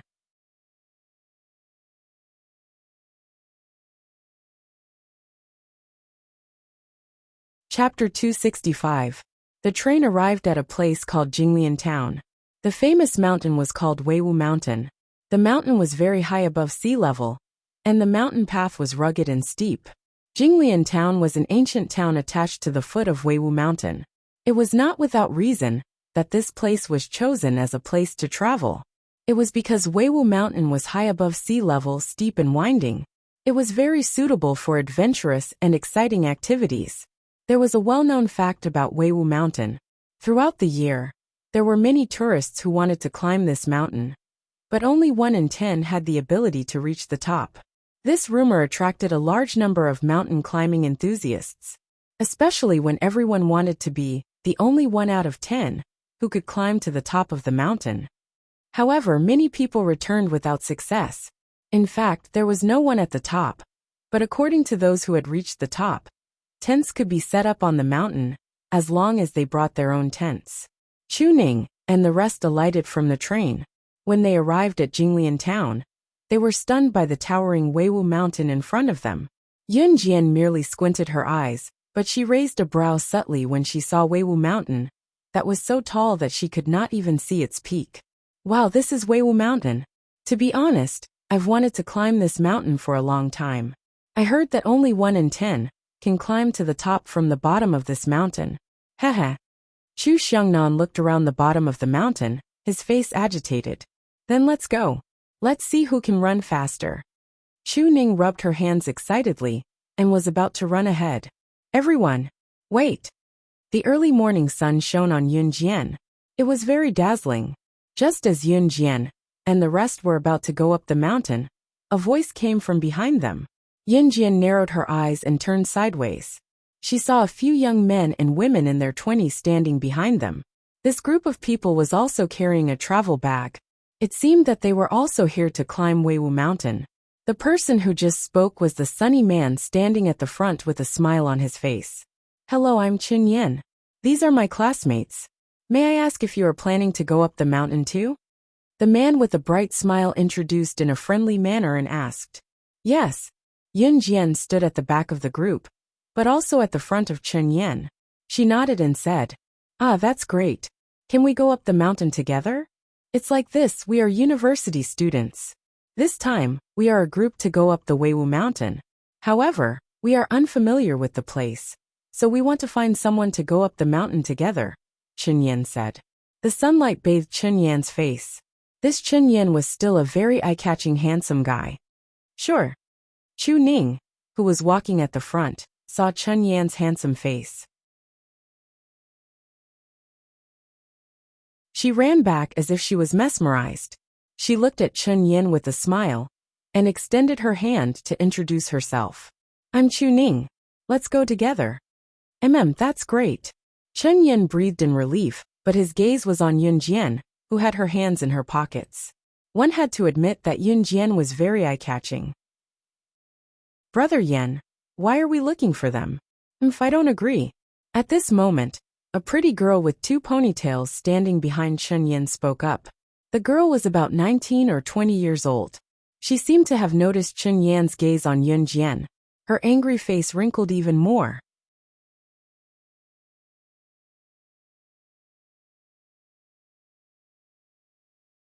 Chapter 266.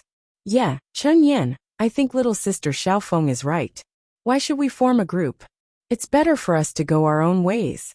Look at them. They're as thin as a piece of paper. They probably won't even make it halfway up the mountain.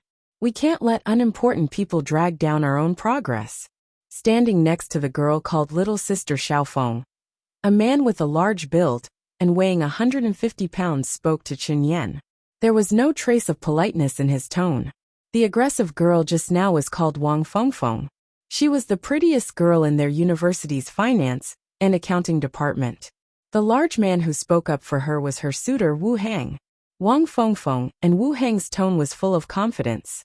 In fact, the group of university students led by Chen Yan to climb Weiwu Mountain had all learned martial arts. At the same time, they were also members of the university's Taekwondo club.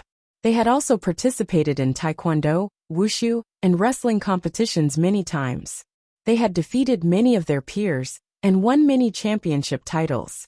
Therefore, the tone of his voice was full of arrogance, and there was a hint of pride in it. Wang Fengfeng, on the other hand, favored Xin Yan. She was infuriated when she saw him staring at Yun Jian like that. In addition, Yun Jian's group of 7 did indeed look thin and weak. Because of the intensive training in the military training camp, even Chu Ning, who originally had a little baby fat and a small belly, had lost a lot of weight. The current appearance of the 7 of them was symmetrical, thin and weak. Therefore Wang Fengfeng and Wu Hang seized the opportunity to say that they were weak. Do you think we want to go with you? We'll go our own way. Who would feel good after hearing that? Chu Xiangnan was the first to shout back. Then he turned around and left. Chu Ning heard Chen Yan's classmates, Wang Fengfeng and Wu Hang, and suddenly felt a little awkward. It seems like your classmates don't welcome us. Then let's part ways here. Compared to the emotional ups and downs of the few people, Yun Jian was extremely calm. She said to Chen Yan indifferently, then turned around and walked to the bottom of Weiwu Mountain. She had never been a person who looked for trouble. Seeing that Yun Jian had made her stand, the others followed suit. Chu Ning, who was standing beside Chen Yan, couldn't help but take a few more glances at him.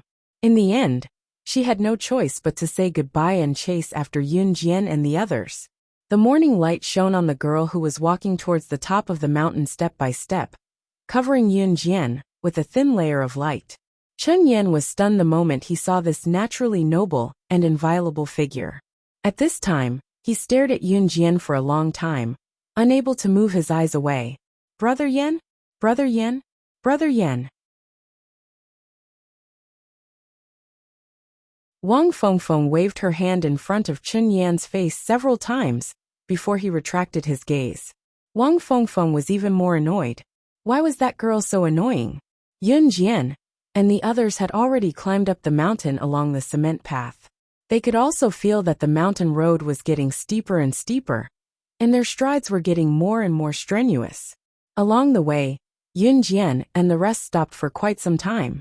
They had a lot of snacks in their bags, so they stopped every now and then or drank a few sips of water. Save me. Save my son, save him. At this time, a woman's scream came from the mountainside where Yun Jian and the others were. Yun Jian and the others looked at each other, packed up their bags and walked back. After going down a few steep slopes, they saw a woman standing at the edge of the cliff and looking down. The woman's face was pale with fright, and she was so scared that her voice was almost muffled. Yun Jian walked over to take a look, and saw that at the bottom of the steep cliff, a 7 or 8-year-old boy was hanging from a tree that grew on the edge of the cliff. The boy was hanging in the air, and his shirt was dangling from the tree, swaying back and forth.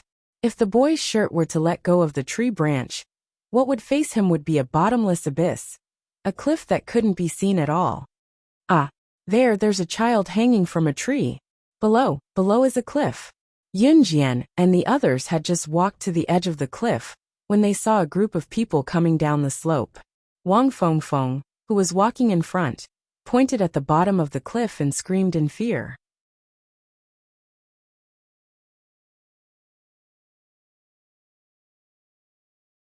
Chapter 267. Chun Yin caught a glimpse of Yun Jian who was coming back. Without any makeup, Yun Jian's jade-like skin was glossy and delicate. She had a natural beauty. She pursed her lips into a slight smile. Her upturned lips carried a kind of suffocating and mesmerizing charm that was eye-catching. Chun Yin thought, this is love at first sight. Chun Yin wanted to go with Yun Jian at first, so he didn't ask the other members of his group. He just wanted to get to know Yun Jian. And now, perhaps he wanted to play the hero in front of Yun Jian. Chun Yin took off his black coat and handed it to Wang Fengfeng. Take it. Then Chun Yin walked towards the little boy, who was hanging on the branch of the cliff. The little boy's mother was crying and shouting for help. It wasn't hard to see that the little boy accidentally stepped on the flat ground just now, because she wasn't paying attention. The little boy's small and thin body directly slipped over the iron fence. If it weren't for the rows of branches growing on the edge of the cliff, which the locals cultivated to prevent people from falling off the cliff, the little boy would probably have fallen off the cliff and been smashed to pieces. Brother Yen, don't. Chun Yin wanted to save the little boy, but Wang Fengfeng pulled his sleeve. This cliff is so high, and it's so steep. What if something happens to you? Wang Fengfeng's worried eyes looked at Chun Yin, her eyes filled with fear. Then Wang Fengfeng looked at the little boy's mother, who was standing on the edge of the cliff and desperately begging for help with disgust, and added, she didn't take care of her child. Why should she beg others to save her child? I think this woman deserves it. Chun Yin was stopped by Wang Fengfeng for a moment, and he hesitated. Indeed, he just wanted to show off in front of Yun Jian. But the little boy was hanging on the branch of the cliff. There were no tools to save him here. If he went to save him, what if he fell down instead? Thinking of this, Chun Yan's handsome face showed an inexplicable look of fear. Yun Jian saw all these expressions. She just smiled contemptuously. Then, she took off her backpack and slid it to the ground. Her fair and slender fingers pulled the zipper of the backpack, and she quickly took something out of it. Flying claw. Yun Jian, you actually remembered to bring this? Chu Ning was still worried about the little boy who was dangling from the cliff, and was about to fall when she saw Yun Jian take out a flying claw. She cried out in surprise.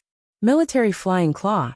With this thing, as long as it was fixed properly, and he grabbed the rope, he could hang down to save the little boy. Yes. Yun Jian nodded. She swung her flying claw, and it caught a firm spot on the edge of the cliff. Then she jumped off the cliff. When Chun Yin and the others saw this scene, their eyelids twitched tightly. When they came back to their senses, they were all shocked, especially when they saw Yun Jian take out the flying claws. Who were they? Why would they bring a flying claw, a weapon that belonged to the special forces, when they were traveling. Just as they thought of this, Cheng Yan and the others were stunned. They saw Yunjian move in a perfect arc. She used the flying claw and leaned towards the little boy. Then she reached out and picked up the little boy. At the moment when everyone's hearts skipped a beat, she retracted the flying claw in her hand and stomped on a protruding cliff point. Then she jumped up nimbly. When they looked again, Yunjian had already rescued the little boy. Meanwhile, Cheng Yan and the others were dumbfounded. How was it that Yunjian, who looked so thin and frail, was so agile and swift? This didn't make sense. Especially Wang Fengfeng and Wu Hang, who had said bad things about Yunjian and the others. At this moment, there was no trace of redness on their faces. When Yunjian rescued the little boy and placed him on the ground, she saw the little boy's face clearly. The little boy was very delicate and pretty. His skin was smooth and lustrous, and his cheeks were rosy. It was as if he didn't realize that he had just experienced a life-and-death situation. Yunjian was dumbfounded. Under everyone's gaze, her beautiful pupils contracted. She stared at the little boy for a moment, her emotions changing rapidly.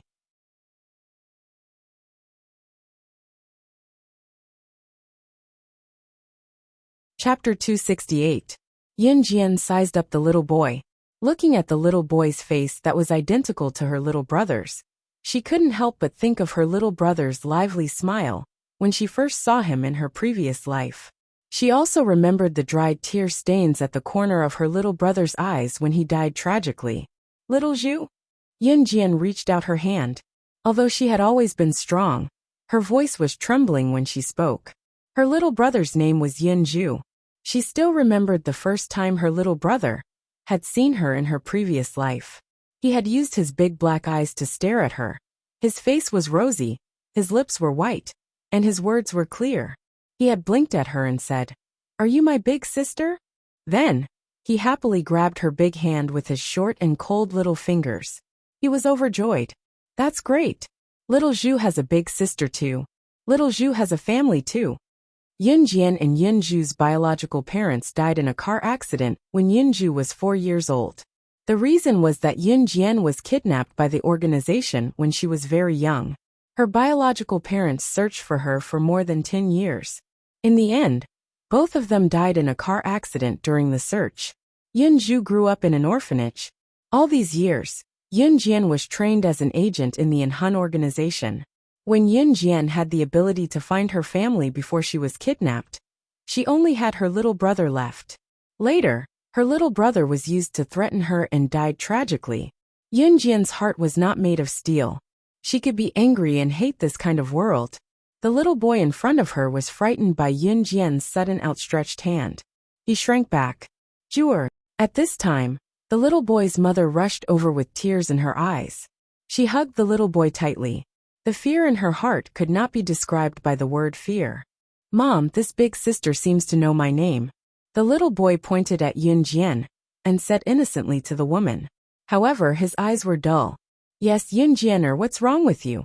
Everyone was surprised by Yunjian's actions. Chu Ning could not help but be the first to ask. So this little boy was also called Yunju. He was the same as her little brother. "I'm fine." Yunjian closed her eyes and wore a half-pressed smile. Regardless of whether this little boy was her younger brother or not, since he had the same face as her younger brother, and even had the same name as her younger brother, this gave her some hope. Perhaps her younger brother was still alive, in another way. "Little girl, thank you. Thank you for saving my son. Thank you." After Yunju's mother settled her child down, she walked over to Yunjian to thank her. She was so sincere that she almost knelt down to thank Yunjian. In the end, she was stopped by Yunjian. At this moment, Cheng Yan and the others who were standing at the side were very embarrassed.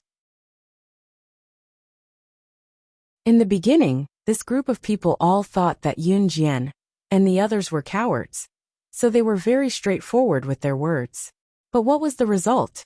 A 15 or 16-year-old girl had single-handedly rescued a little boy who was hanging on the edge of a cliff. By this time, Yunjian had already met Yunju's mother. Yunju's mother was called Yin Hailan. She was a single mother, and Yunju took her surname.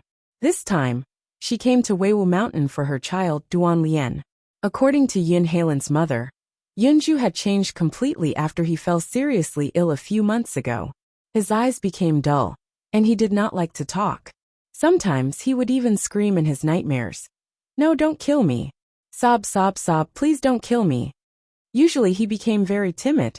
At the age of 8, he did not even dare to go to the toilet alone in the middle of the night. Yoon Haelan came to Weiwu Mountain because of Duan Lien and Yoonju's courage, but she did not expect something like this to happen.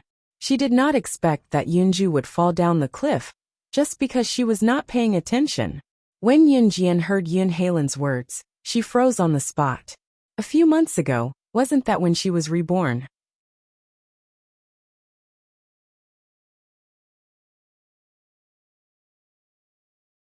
Chapter 269. Could it be that her brother was reborn? Yoon Jian suppressed the excitement in her heart. However, she knew one thing. Even if the little boy in front of her was her brother, he did not remember her. However, Yoon Jian knew that her brother had been traumatized in his previous life. He was only 7 or 8 years old, but his head had been cut off. When he died, there were still traces of tears on his tender cheeks. "Mom, let's go home." At this moment, Yoonju stretched out his hands to Yoon Haelan. His face was still expressionless as he said those words in a daze. Okay. Let's go home."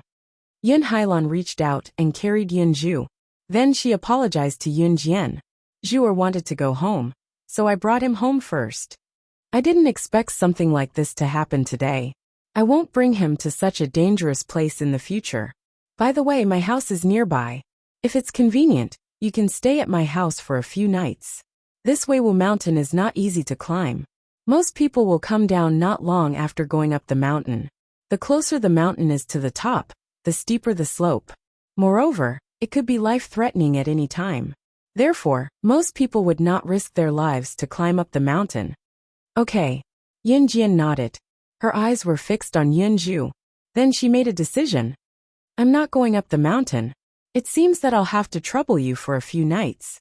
She had to figure out what happened to her brother. "What? Yoon Jian, you're not going up the mountain?" Chu Xiangnan was completely unaware of the situation. He shouted in surprise. "Yes, I'm not going." In fact, whether or not she climbed the mountain did not matter much to Yoon Jian. Therefore, she nodded and replied to Chu Xiangnan. "You guys go ahead," Yoon Jian said to Chu Xiangnan, Chu Ning, and the others. Then, she went down the mountain with Yoon Haelan. Chun Yin watched Yoon Jian go down the mountain. He wanted to say something, but in the end, he went up the mountain with Wang Fengfeng and the others. Meanwhile, Yoon Jian followed them to Yoon Haelan's house alone. Yoon Haelan's house was very shabby. She was a single mother, but her family was much more shabby than Yoon Gang's. The few rooms here were made up of temporary wooden planks, barely enough for people to live in. "You live here?" Yoon Jian frowned slightly. "Well, I hope you don't mind." Yoon Haelan smiled at Yoon Jian, with a hint of apology in her smile. "I won't." Yoon Jian followed Yoon Haelan into the house made of wooden planks. As she walked into the house, she could even feel the cold winter wind passing through the thin wooden planks and blowing at the people in the house. "Sorry, my house is a little shabby. You can sit anywhere," Yoon Haelan said to Yoon Jian. Yoon Jian did not stand on ceremony. She sat down directly. While Yoon Jian sat down and chatted with Yoonju, Yoon Haelan took the opportunity to start working. Because Yoon Haelan's family was poor, she could only rely on handicrafts to make a living. "Mom, I'm cold." At this moment Yoonju, who was wearing thin clothes, curled up and shouted. Yoon Haelan gritted her teeth and said to Yoonju, "Be good, Juer. I'll buy you a cotton-padded coat when I get my salary in a few days." Yoon Haelan's family was so poor that they could barely afford food and clothing. The residents of Jinglian town generally lived in poor conditions. Yoon Haelan had no work experience, and now she had to raise her child, so she was even more destitute. She did not even have the money to go to the hospital when Yoonju's behavior became strange in recent months. When Yoon Jian heard this, she took off her thick down jacket and put it on Yoonju. This is not right." Yoon Haelan saw this and reached out to refuse. "The child is still growing. He needs warmth." Yun Jian explained. Yun Hailan was silent for a few seconds. She looked at Yun Jian gratefully and said with tears in her eyes, "Thank you."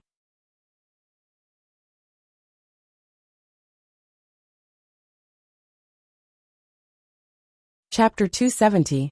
When Yun Hailan heard the banging outside the door, she pricked her fingertip with the needle she was holding in her panic. She did not care about the blood that was slowly flowing out of her fingertip as she hurried over to push Yun Jian away. "Young lady, go hide in the house first. Go now." Yun Hailan pushed Yun Jian into the house. Yun Jian frowned and shook her head. The group of people outside obviously came with ill intentions. How could she leave Yun Hailan to hide? "Zhu bring your sister inside to play," Yun Hailan said to Yun Zhu, who was sitting on a stool when she could not persuade Yun Jian. Yun Zhu was not a talkative person, but he was still very obedient to his mother. Yun Zhu went over to hold Yun Jian's hand and led her into the house. Yun Jian followed Yun Zhu into the house because she saw Yun Hailan telling her softly, "I'm fine. Young lady, look after Zhu for me." After Yun Jian and Yun Zhu hid in the house, Yun Hailan turned to open the door. Creak! The thin door panel was opened. Yun Jian could still see the scene through the crack of the door from the other room. Standing outside the door was a tall and burly man with thick arms and a bulging beer belly. Jinglian town was not a peaceful town because the residents here were different from Longmen City. The living environment here was a few levels worse than Longmen City, so there was more social unrest here. The residents here would be forcefully collected protection fees. It was not unusual to see such incidents. Even the police could not do anything about these people who collected protection fees. Because these people were all gangsters, all of them wielded knives and guns. Most importantly, these people had someone backing them up, so even the police could not do anything about them. There was a group of people standing behind the man, each of them holding something like metal rods in their hands. It was obvious that they were not good people. At this time, the tall man in the lead shook his fat body and stretched out a fat hand. He was holding a blade of grass in his mouth. He looked at Yun Hailan arrogantly. Where's the money?" Yun Hailan looked a little scared, but she forced herself to look at them normally. "Brother Nyo, our family is tight on money recently. Can you give me a few more days? After I finish this batch of work, I'll give you the money as soon as I get paid. What do you think?" Yun Hailan pleaded. She really had no money. If she had some extra money on hand, she wouldn't have refused to take her child to the hospital when he was so emotionally unstable. Mother ****, who the ****ck are you trying to fool?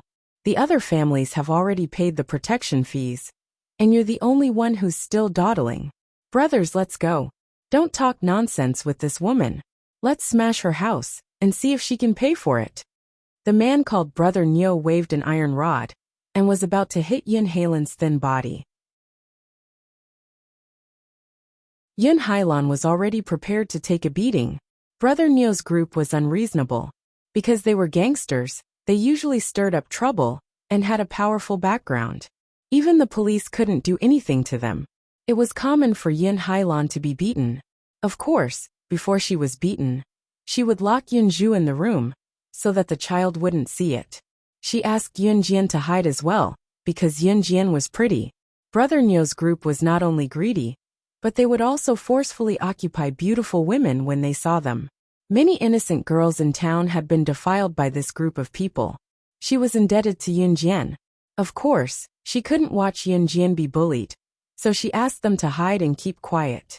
Just as the iron rod was about to hit Yun Hailan, a pair of fair and clean hands suddenly grabbed the iron rod. In the blink of an eye, Yun Jian had already dashed out of the house next door. When Brother Nyo and his group saw Yun Jian, their eyes lit up. What a beautiful woman!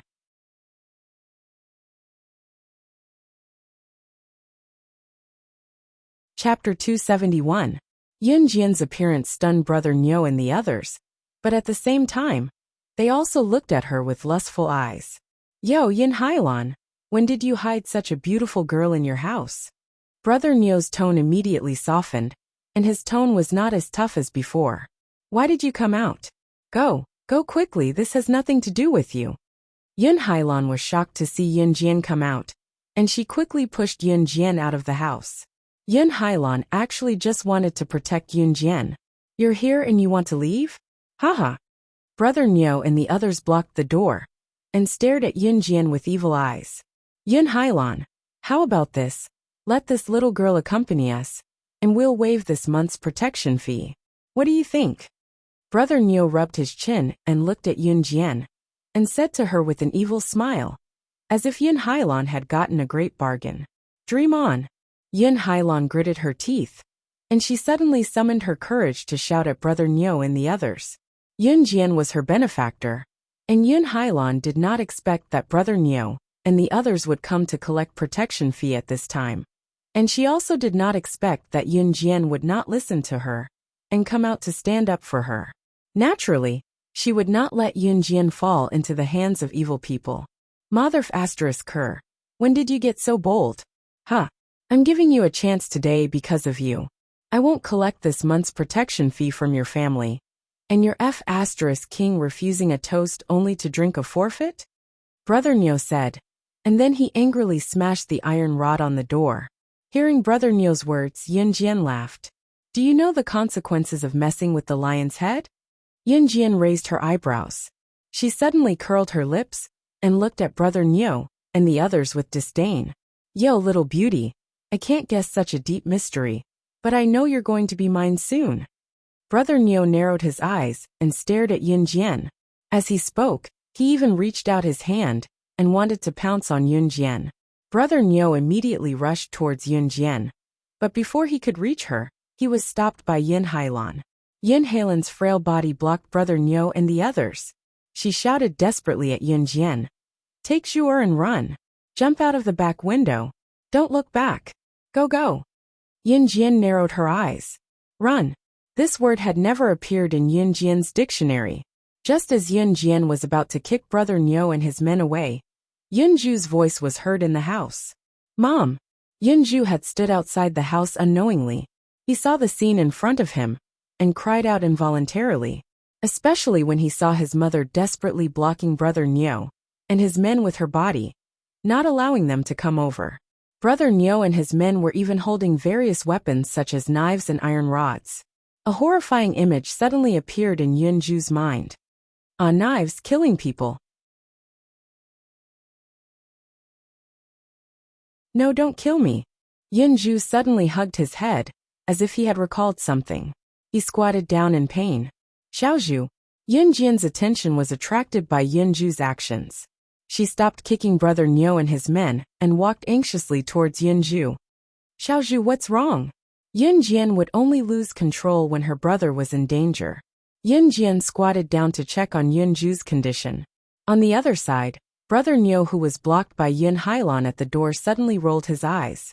He pulled out a dagger in disgust and stabbed Yun Hailan's abdomen. It was not until Yun Hailan screamed in pain that Yun Jian came back to her senses. Brother Nyo twisted the knife in Yun Hailan's abdomen a few times and then pushed Yun Hailan to the ground. Damn it! Yun Jian's eyes turned fierce and her pupils suddenly changed color. She was so worried about Yun Zhu that she forgot about Yun Hailan. She did not expect Brother Nyo to really stab Yun Hailan. When Yun Zhu saw this scene and recalled the past in his mind, he was in great pain. Yun Jian stood up from Yun Zhu's side. Her cruel eyes were filled with burning anger. She was really angry.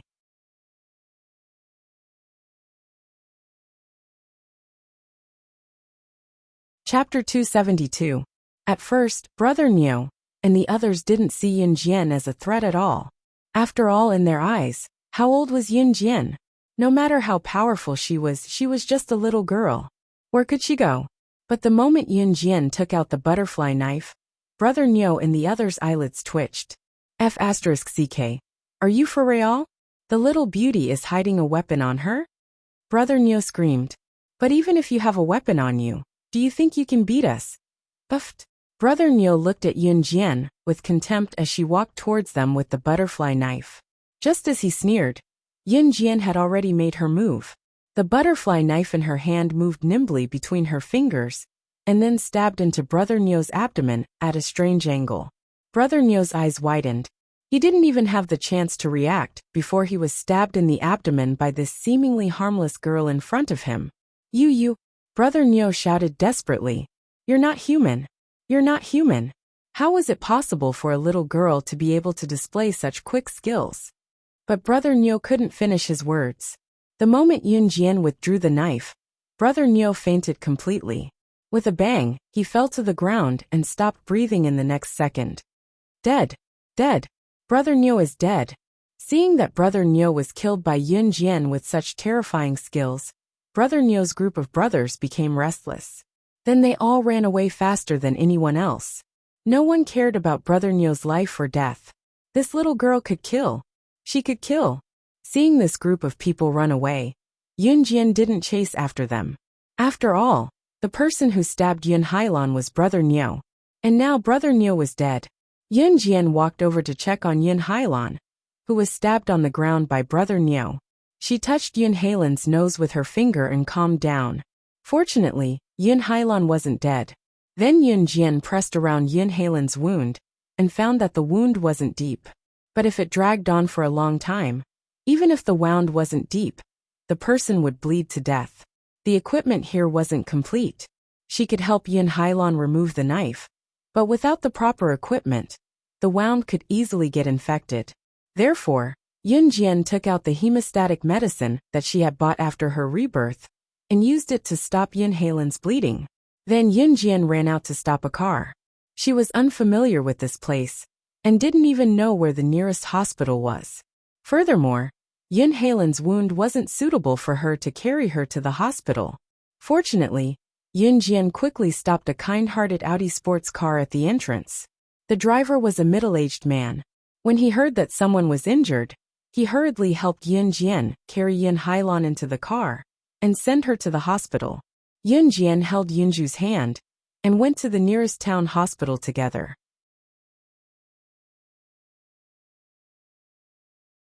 Yunju did not say a word along the way, but his dull eyes had become much clearer.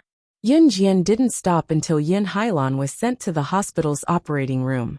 She knew that with Yun Hailan's current injury, the hospital's medical skills could save her. It was the first time that the middle-aged man had seen a girl like Yun Jian, who could remain calm in such a terrible situation. So he stayed with her until Yun Hailan's life was no longer in danger. Yun Jian thanked him and personally saw him off.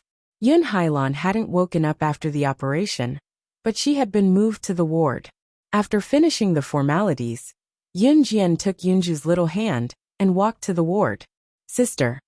Yunju, who had been silent all this time, suddenly called out. At this moment, walking in the deserted corridor of the hospital, Yun Jian's hand holding Yunju's hand suddenly paused. Yunju's next words almost made her, who had always been stubborn, cry. You're my sister, right? I know you're my sister.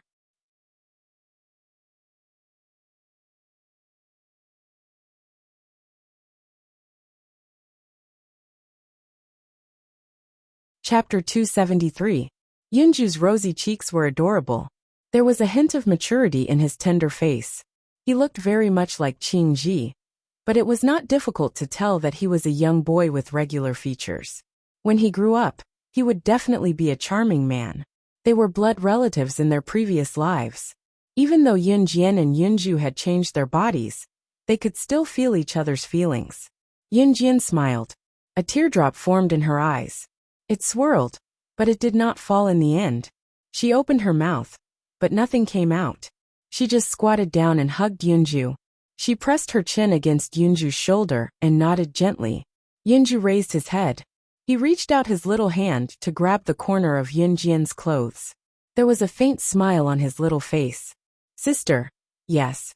Yun Jian stroked Yunju's hair. All the regret and pain seemed to disappear at this moment. At this moment, the feeling of regaining what she had lost was indescribable by Yun Jian. Her younger brother's death had always been a knot in her heart. Now that her younger brother had been reborn like her shackled heart was also freed. However, she still wanted to take revenge for what happened in her previous life. Her younger brother did not die. This was a favor from God. However, the pain that her younger brother had suffered was real. Yun Jian swore that if she had the chance in the future, She would let the Inferno Ring suffer the consequences of angering her. Yin Halan's injury was not serious in Yin Jian's mind. Perhaps because of her experience in her previous life, Yin Jian thought that as long as it was not fatal, it was not a serious injury. However, in the eyes of ordinary people, Yin Hailan had already been seriously injured. Yin Hailan had been stabbed in the abdomen. The wound was blurry. She had to lie in bed for half a year to recover slowly. In short, she had to recuperate slowly to recover to her previous state. Yin Jian sent Yin Hailan abroad to recuperate. She also told Yin Hailan that she would take good care of Yunju. At first, Yin Hailan was too embarrassed to agree. After all, Yin Jian had paid for her treatment after the accident. She didn't have the face to ask Yin Jian to help her take care of the child. However, after Yunju expressed her willingness to follow Yin Jian, Yin Hailan relented. Before Yin Hailan was sent abroad to recuperate, she thanked Yin Jian with tears in her eyes and told Yunju to listen to Yin Jian. Yin Jian contacted the best hospital overseas. By the time she sent Yin Hailan over, it was already the afternoon of the next day. The next day, Yin Jian held Yunju's hand and showed her most beautiful smile. They stood under the sun and waited for Chu Ning and the others, who had just come down from Weiwu Mountain. Chu Ning and the others arrived at the top of the mountain and stayed there for a night before coming down. They had talked about all this in their phone calls. In the end, Yin Jian did not see Chun Yan and the rest of them again. When Chu Ning and the others boarded the train back to Longmen City with Yin Jian, Chu Xiangnan even teased Yin Jian with a chuckle. "Oh, I didn't know that you, Yin Jian, have the ability to kidnap someone's little brother. So, you're planning to do this by not going up the mountain with us." As he spoke, Chu Xiangnan glanced at Yunju. Yunju shrunk toward Yin Jian shyly. "No one will think you're a mute if you don't speak," Chu Ning added to Chu Xiangnan with a grin. "Or maybe you want me to turn you into a mute." Yin Jian swung the butterfly knife in her hand with a grin. Her smile was beautiful and innocent. "No, no, no. Forget it." Chu Xiangnan waved his hand immediately. The group was overjoyed. Even Jiang Weiwei, who had always disliked interacting with others, was slowly becoming a part of the group. Jiang Weiwei's change had only begun recently. The train returned to Longmen City at night. After Yun Jian parted with the group, she held Xiao Yunju's hand all the way home. Holding Xiao Yunju's hand, Yun Jian had just stepped into the villa when she saw the tall figure sitting on the sofa. It was Si. She was stunned but still held Xiao Yunju's hand as they entered the house. "Jejie, are we staying here from now on?" Xiao Yunju turned to ask Yun Jian when Si looked over. "Yeah, Jejie will introduce Jejie's family to you." Yun Jian could not help caressing her younger brother's head with a wide smile. Si was already striding over with her long legs. He frowned slightly. Since Yun Jian came in with the little guy, she had not spared a glance at her. "Oh." Xiao Yunju pressed his lips together, his head bobbing up and down. He then looked around and asked Yun Jian, "Jejie, can I sleep with you tonight?" "Of course." "No." After Xiao Yunju asked, two voices sounded at the same time.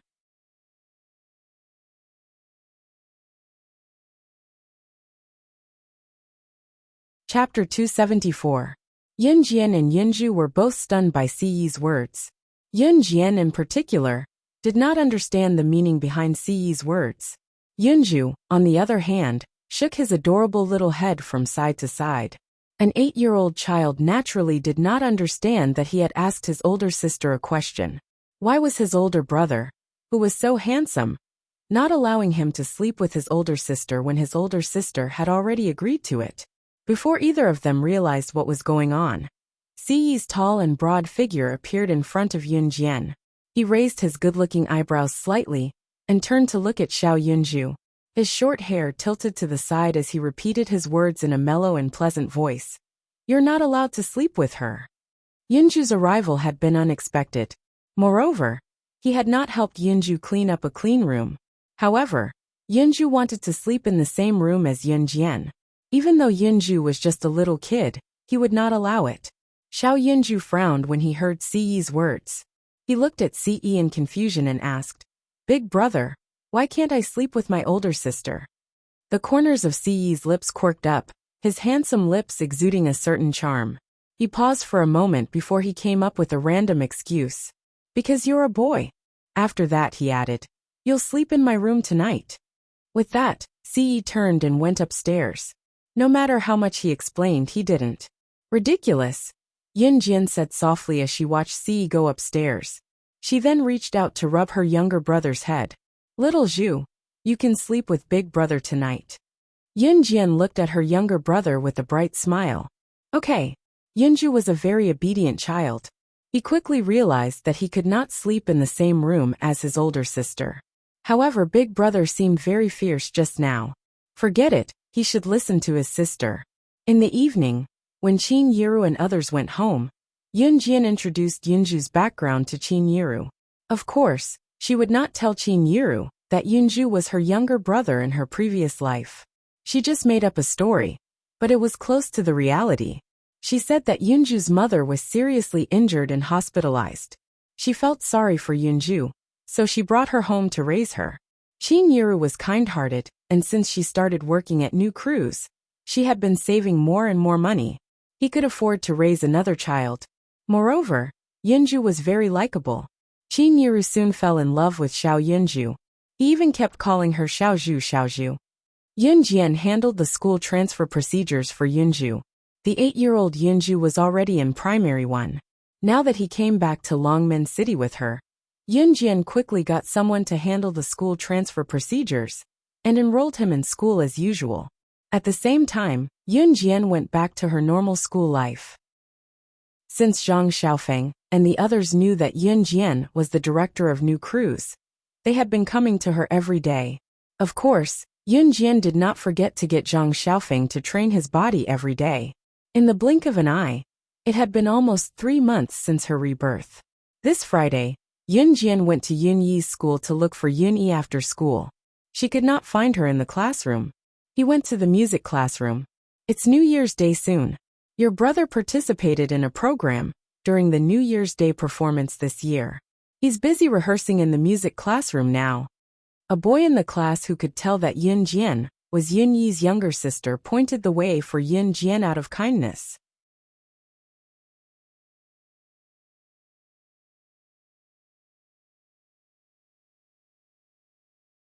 Chapter 275.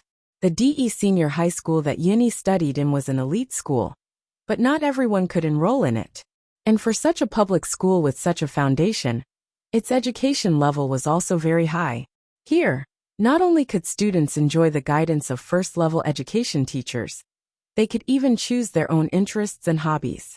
These hobbies included a variety of musical instruments. Every student who studied here could choose a musical instrument they liked to practice.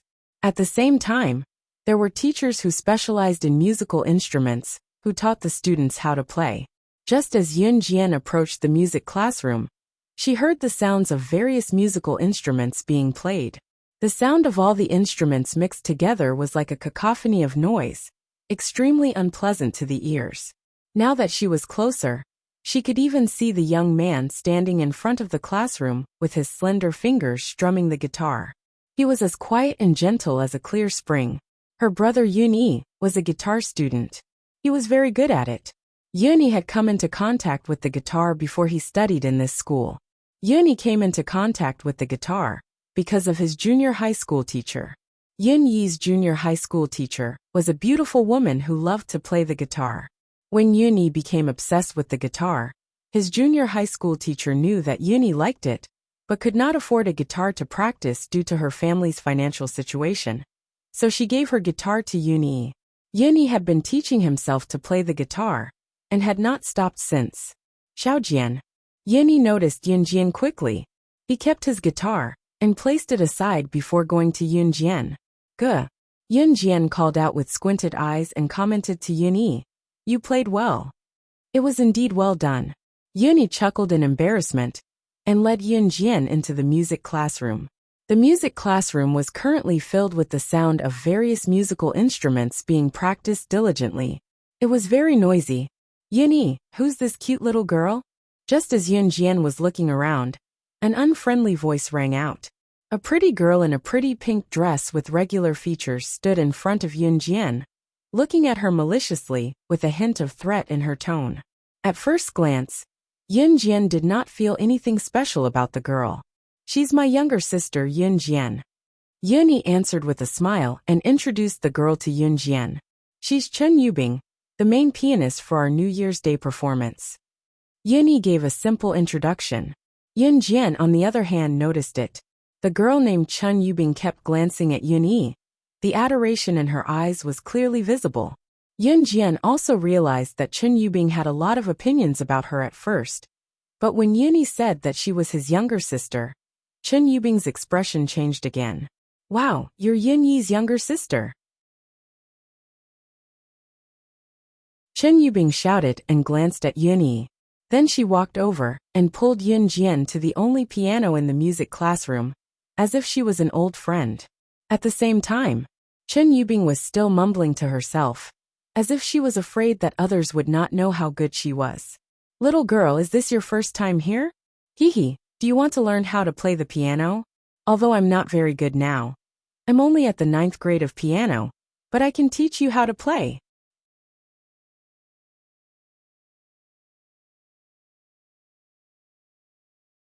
Chapter 276. Although Yun Jian did not like Chen Yubing, she still followed her. She could feel that her brother only treated Chen Yubing as a classmate, but she could not deny the pride and arrogance in Chen Yubing's tone when she spoke to her. She was trying to curry favor with Yun Jian. The reason was simple. Yunyi was her brother. "Come sit here." Chen Yubing gestured for Yun Jian to sit on the stool in front of the only grand piano in the music room. Chen Yubing then stood aside and pressed a few keys on the piano. She lifted her thumb to press one of the keys and introduced it to Yun Jian. "Little girl, this key is due." As she spoke, Chen Yubing pressed a few more buttons and explained them to Yun Jian one by one. Yun Jian acted like she did not understand anything and nodded with a slight smile. Yunyi was standing beside her. Yunyi only smiled. His cheerful face was refreshing. It was undeniable that Yunyi was very handsome. He was the kind of guy who looked clean. It was no wonder that Chen Yubing would raise her head to look at Yunyi from time to time. The adoration in her eyes was obvious, especially when Yunyi looked at his sister, sitting in front of the piano, with a smile on her pretty face, and her red lips curled up. He felt comforted. After all, in Yunyi's heart, Qin Yuru had worked hard to raise the two of them until now. He felt that he could live a hard life, but he did not want his mother to suffer. Even more so, he did not want his sister to live at the bottom of society. In this era, not everyone could afford to learn the piano. Yunyi had a huge wish in his heart. He hoped that he could work hard to get into a university and earn money to support his family after he graduated. Not only did he want to support his mother, but he also wanted his sister to live a good life. A good life where she could learn whatever she wanted. Of course, Yunyi did not know that Yun Jian was the chairman of New Cruise. Chen Yubing stood aside. She could feel that Yunyi had been watching her teach Yun Jian how to play the piano. Chen Yubing's heart was pounding. At the same time, Chen Yubing had an idea. She wanted to show off in front of Yunyi. "Little girl, can you stand up for a while? I'll play a song for you. Then I'll teach you." Chen Yubing tried her best to soften her voice as she spoke to Yun Jian. Yun Jian smirked and stood up. She wanted to see what tricks Chen Yubing was up to. When Chen Yubing caught Yun-yi watching from the corner of her eye, she took over the latter's spot eagerly. Placing both hands on the piano, she played a smooth and coherent tune. This was the most fluent and coherent piece she had ever played. As the gentle music played, the surrounding students who were busy practicing their New Year's Day performances could not help but stop to listen to Chen Yubing's performance. They could not help but exclaim. Chen Yubing glanced at the praises from the corner of her eyes. She was immensely pleased with herself, but there was also a trace of pride. She was so outstanding. How could Yunyi not like her? The song ended. Chen Yubing gave up her seat and let Yun Jian sit in front of the piano again. She then spoke to Yun Jian gently. "Little girl, you can try to learn the song I played just now." There was an indescribable sense of pride in her words. Yun Jian nodded gently. She paused for a moment before her fair and slender fingers touched the piano. Then her hands suddenly became nimble. A song that everyone was familiar with flowed out from the piano under Yunjian's fingers. It was indescribably beautiful. Wasn't this the song Chen Yubing played just now? Yunyi's sister knew how to play too.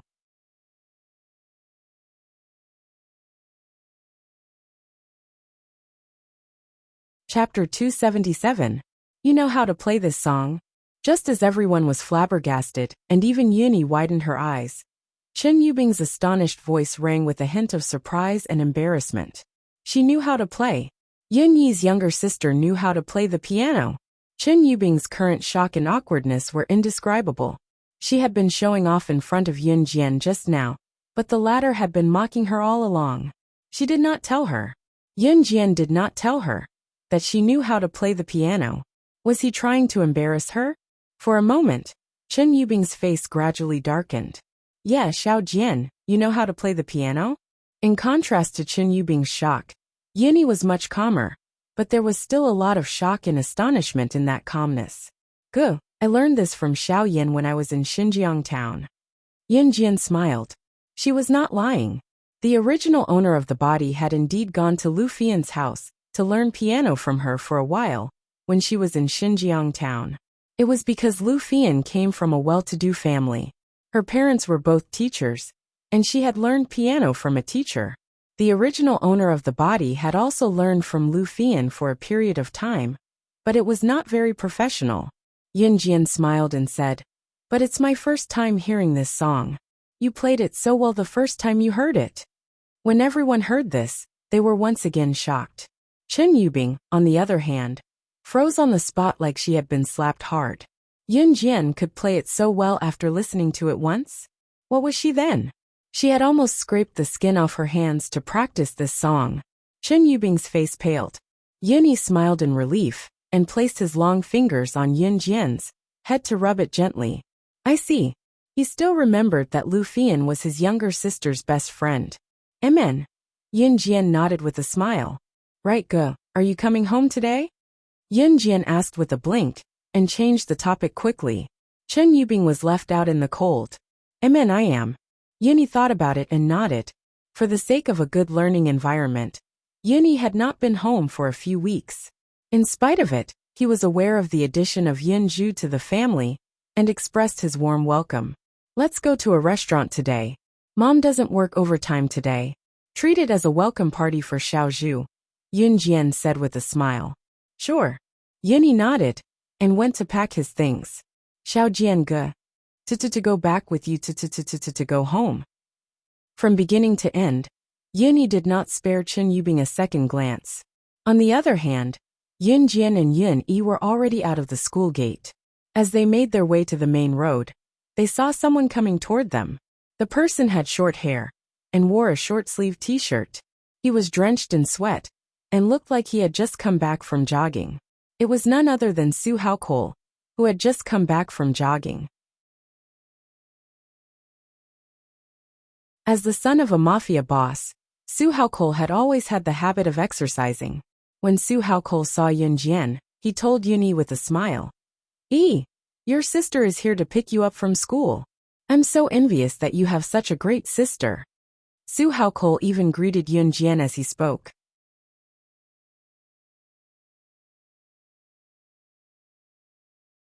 Chapter 278. Yun Jian did not feel that Yun Yi's invitation was inappropriate. After all, Su Haokol was Yun Yi's best friend. Su Haokol had helped Yunyi a lot when her family was poor. Yun Jian followed suit and said, Yeah, let's go together. The more the merrier. Su Haokol grinned and said, It's rare for little sister Yun Yi to invite me to a restaurant. If I don't go, I'll be disrespectful. Haha. So it's a deal. Let's meet at the usual place at 6 o'clock tonight. Yunyi said with a smile. Okay. Su Haokol nodded with a smile. Then, Yun Yi and Su Haokol said goodbye for the time being. Yun Yi and Yun Jian went home at the same time. Qin Yiru had wanted to hold a welcome party for a long time. She even invited Dong Wan and Ce. Of course, on the surface, it was to hold a welcome party for Yun Zhu. At the same time, It was also to thank Dong Ruan for taking her in during her most difficult time. As for the welcome party, it was not a grand ceremony. In fact, it was just a gathering of a group of people. Everyone gathered together for a meal and a chat. It was that simple. When Yun Jian got home, Qin Yiru had already prepared everything. Qin Yiru even specially bought a new set of clothes for Xiao Yunju, which added a lot of handsomeness to Yunju's small face. Sister-brother. When Xiao Yunju saw Yun Jian and Yun Yi, he could not help but run over with his short legs and happily twirl in front of Yun Yi and Yun Jian. Yun Jian squatted down and pinched Xiao Yunju's tender and smooth skin as she asked, "Little Zhu, have you been obedient in school recently?" "Little Zhu has been very obedient. The teacher even praised little Zhu today." Xiao Yunju puffed out his chest and showed his masculinity. Then, Xiao Yunju suddenly remembered something. He reached into his trouser pocket and finally found something. It was a pack of green arrow chewing gum. "Sister, Brother Ce came to school to pick little Zhu up today. Because little Zhu was praised by the teacher, Brother Ce even bought little Zhu bubble gum. It's really delicious. Little Zhu even left 2 pieces for you and brother." As he spoke, Xiao Yunju reached out and took out the remaining 2 pieces of chewing gum from the pack and stuffed them into Yun Jian and Yun Yi's hands. Then, Xiao Yunju looked at Yun Jian and Yun Yi with his pink and tender face. When she heard Xiao Yunju call Ce brother Ce, Yun Jian's mouth twitched. However, when she looked at the little guy in front of her, who was bought over by Ce with a pack of chewing gum, she smiled helplessly. Then, under Xiao Yunju's expectant gaze, she tore open the pack of chewing gum and chewed it. Yun Yi did the same. However, when Yun Jian chewed the chewing gum, she saw Ce in a black casual outfit appear at the top of the stairs. He had both hands in his trouser pockets. His handsome face revealed a trace of laziness as he strode down the stairs with his long and slender legs. Brother Ce. At this moment, the little guy who was standing in front of Yun Jian and watching her, and Yun Yi chewing gum suddenly shouted excitedly. In the next second, Xiao Yunju ran over to Ce at the speed of a wisp of smoke and circled around him. Ce habitually reached out his fair and slender fingers and rubbed Xiao Yunju's hair. His beautiful starry eyes looked at Yun Jian with an irresistible tenderness. Chapter 279. Hearing Ce's sudden greeting, Yun Jian's red lips that were chewing gum paused, and she almost swallowed it. "It's from Xiao Zhu, of course it's delicious," Yun Jian said with a smile as she looked at Xiao Yunju who was surrounding Ce from afar. "Hihi Jiejia, this is Ce Gija's reward for Xiao Zhu." Xiao Yunju popped out from Ce's side and looked at Yun Jian with a grin. His nimble behavior was as adorable as it could get. Yun Jian smiled and looked at Ce gratefully. She owed her younger brother in her past life. She was grateful from the bottom of her heart that Ce could treat him so well and make Xiao Zhu so happy. "Are you all ready?" It was then that Qin Yiru hooked her arm around Dong Ruan's, and both of them walked down the stairs intimately. Qin Yiru, who had just gone upstairs for a while, had put on a new fur coat. It was a brand new one that Dong Ruan had chosen for her. It accentuated her complexion when she wore it. Now that Qin Yiru had saved some money, other than her daily expenses, Qin Yiru no longer had to wear the old clothes that she had mended. Since she was happy, she steeled her heart and bought a fur coat as well. Of course, Qin Yiru had also bought clothes for Yun Jian and Yun Yi before that. We can go now." Yun Jian narrowed her eyes, her delicate and pretty face looking even more alluring. She went over to hold Xiao Yunju's hand and walked out of the house with Qin Yiru and the rest. The group of people walked over. Qin Yiru planned to treat everyone to a good meal this time. So she chose a 4-star hotel in Longmen City, Qingyan Hotel. She only invited Dong Ruan and her family. Although this hotel's expenses were relatively high, she could still afford a meal if she gritted her teeth and took out a few months' worth of her salary. This Qingyan Hotel was the old place that Yun Yi and Su Haokol had mentioned. Back then, when Su Haokol was being hunted down by a sniper, Yun Jian managed to kill the sniper instead. When they arrived at the entrance of Qingyan Hotel, they saw that Su Haokol was already standing there waiting for them. When Su Haokol saw Qin Yiru and Dong Ruan, She smiled and greeted them. Hello, aunties. Su Haokol had met Qin Yiru before. After all, he was Yun Yi's best friend, and they used to be friends. Oh, it's Xiaojia. Long time no see. Qin Yiru greeted him cheerfully as well. Su Haokol went up to Yun Yi after greeting her. He even turned to greet Yun Jian with a teasing tone. Hi, Yun Yi Mimi, we meet again. Is it inconvenient for us to sit down and chat later? Just as he finished his flirting, Su Haokol felt the air around them turn colder. He turned to look and saw the handsome man standing beside Yun Jian looking at him with a penetrating gaze. That gaze seemed to want to kill him. Su Haokol could not help shuddering. Ahaha. I think I'll sit with thee later. Su Haokol rubbed his nose and smiled awkwardly. Yun Jian pursed her lips. She watched as Qin Yiru and Dong Guan walked into the hotel arm in arm. Yun Yi and Su Haokol followed them in. She stood in the same spot and held Xiao Yunju's hand. Suddenly, she bent down and whispered into Xiao Yunju's ear. Xiaozhu, kick him. Si Yi was standing beside Xiao Yunju. At this moment, Xiao Yunju was sandwiched between the two of them. When Xiao Yunju heard Yun Jian's words, he suddenly raised his beautiful eyes and asked Yun Jian loudly and ignorantly. Sister, why do you want me to kick Si Yi Gich? Chapter 280. Yun Jian didn't think that Xiao Yunju would actually say what she secretly said to him out loud. She immediately covered Xiao Yunju's mouth and pulled Xiao Yunju towards the hotel. No, Xiaozhu, you heard wrong, Yun Jian said as she stroked her brother's short hair. Looking at the blush that flashed across Yun Jian's rosy cheeks, Si Yi pressed his lips together and flashed a charming smile before following Yun Jian into the hotel in large strides. He followed Yun Jian's footsteps. Qin Yiru had already reserved a table. After they sat down, the dishes were served. Naturally, they didn't sit in a private room. They sat in the large living room on the first floor. The private room was much more expensive than the large living room. After all, Clear Rhythm Hotel was a 4-star hotel. The only place Qin Yiru could afford was the large living room on the first floor. The dishes were served one after another. Yun Jian picked up a large drumstick for Xiao Yunju. Xiao Yunju was scarily skinny. He probably didn't have many good meals, because he lived with Yun Hailan for the past 6 months. After all, Yun Hailan's family was even worse off than Yun Jian's when she had just been reborn. Xiaozhu, eat more. Yun Jian placed a large piece of drumstick into Xiao Yunju's bowl.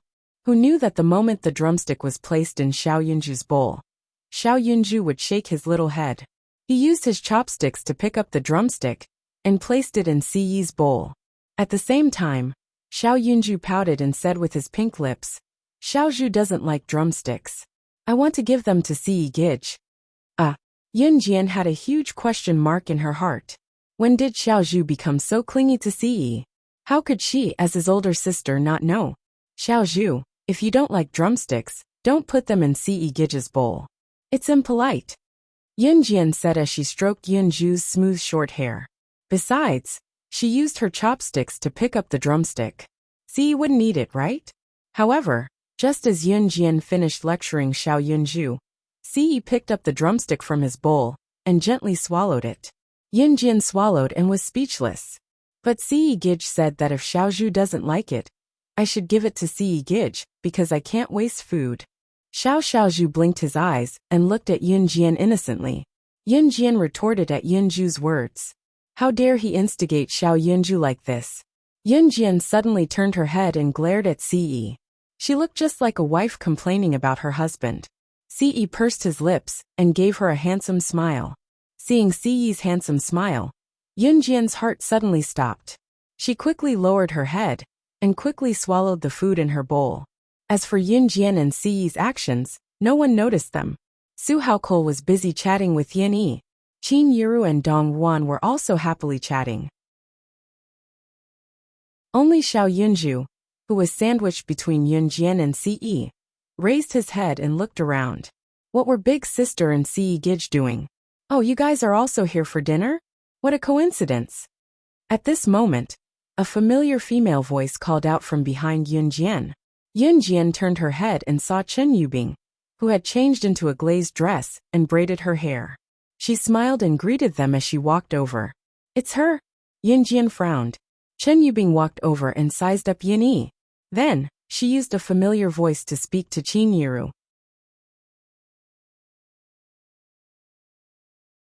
Chapter 281. In fact, it was not a coincidence. Chen Yubing had overheard the conversation between Yun Jian and Yun Yi in the music room.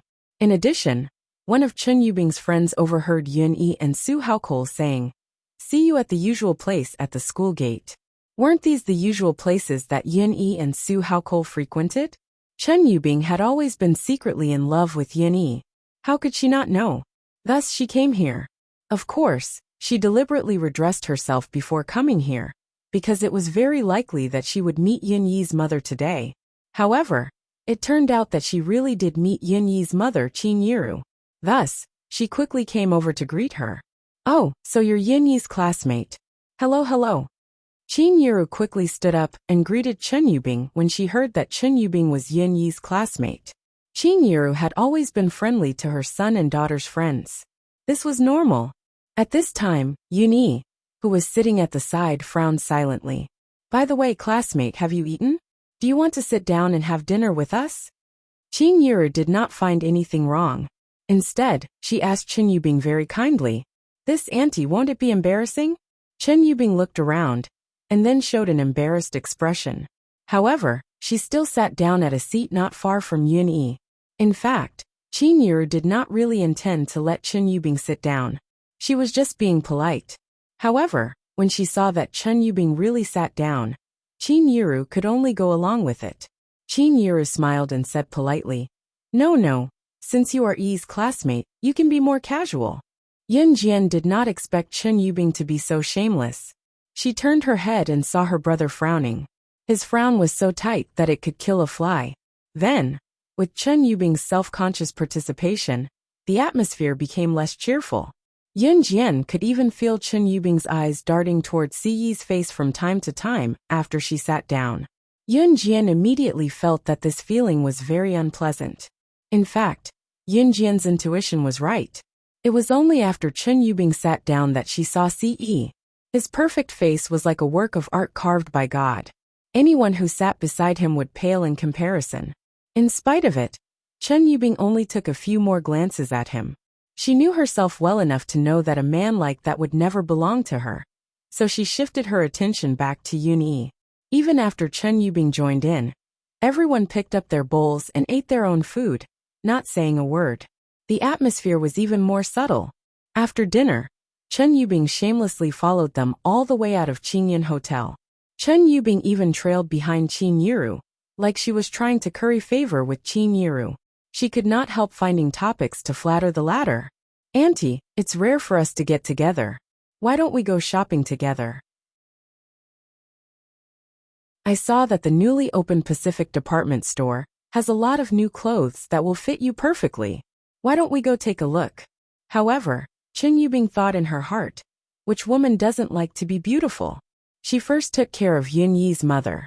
She was not afraid that Yun Yi would not be moved by her. Well, Qin Yiru frowned and glanced at Chen Yubing awkwardly. Qin Yiru had indeed heard about the newly opened department store in Longmen City, called Pacific Department Store. Women love to be beautiful and Qin Yiru was no exception. However, Chen Yubing had taken this into account, but not the other one. The rent at Pacific Department Store was expensive, causing the merchants to raise their prices several times. Even the cheapest adult clothes cost a few hundred to 1,000 each. The quality and design of the clothes were naturally excellent. However, treating everyone to a meal today had cost Qin Yiru so much, and now Chen Yubing was suggesting to pick out such an expensive piece of clothing for her? How could she afford to go? "My mom has something on tonight. She can't go." Just as Qin Yiru was frowning, Yun Jian spoke to Chen Yubing without much anger in her tone. Chapter 282. Yes. Miss Chen Yubing, I'm sorry, we have something on tonight. I'm afraid we can't go shopping with you. Qin Yiru was smart enough to know that Yun Jian was helping her out, so she spoke up. "Chen Yubing, you should go. It's time to go home and practice your zither."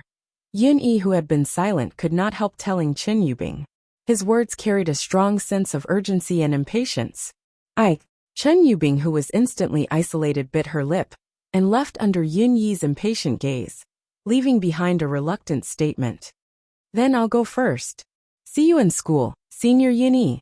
Chen Yubing's tone sounded like she was unwilling to let go. Yin Jian's brows furrowed tightly. She would never let a woman like her get close to her brother again. Due to Chen Yubing's appearance, the group's cheerful mood was mostly dampened, but Qin Yiru and Dong Ruan were still smiling along the way. Yin Jian did not know that Chen Yubing was unwilling to give up. Of course, it was her unwillingness that led to Chen Yubing's tragic end. Of course, this was a story for another time. Ce left Longmen City temporarily, due to some matters. Yin Jian did not see him for the next few days. Yin Jian went back to her usual life as well. New Cruise was on the right track now. Although the sales volume was not as shocking as when the auto show was first held, the net profit of tens of millions a month was stable. Zhang Jifan and his buddies were overjoyed. They had never thought that their decision to start a business with Yin Jian back then would be so much more profitable than when they were loan sharks. More importantly, their current jobs were honorable.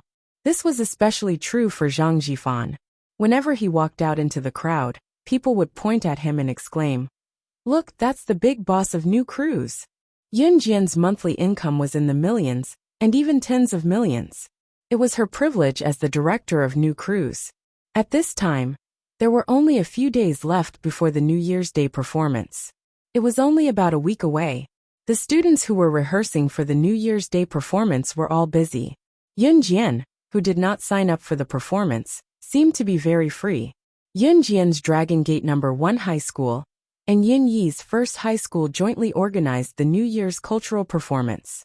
As the former was the best junior high school in Longmen City, while the latter was the best senior high school in Longmen City, both schools had reached a consensus. Every year, during the New Year's Day performance, the two schools would each come up with 15 performances, for a total of 30 performances. After that, all the students from the two schools would gather together to watch. Finally, they would evaluate which school's students performed better and so on. Of course, this was also to increase the interest of the students. It was not yet time for the New Year's cultural performance, but the students were already restless. After school this Friday, Yin Jian, Zhang Xiaofeng, and Zhang Jifan went out with the crowd. Just as the four of them reached the school gate, Yin Jian was stopped by a tall and bashful boy whose cheeks were flushed. He looked rather shy. "Hey, Yin Jian," the boy called out to Yin Jian softly, but his voice was soon drowned out by the hustle and bustle of the crowd. In spite of it, Yin Jian still heard it with her sharp ears. She turned to see Lu Haozi standing on a high flight of stairs, calling out to her in a low mosquito-like voice.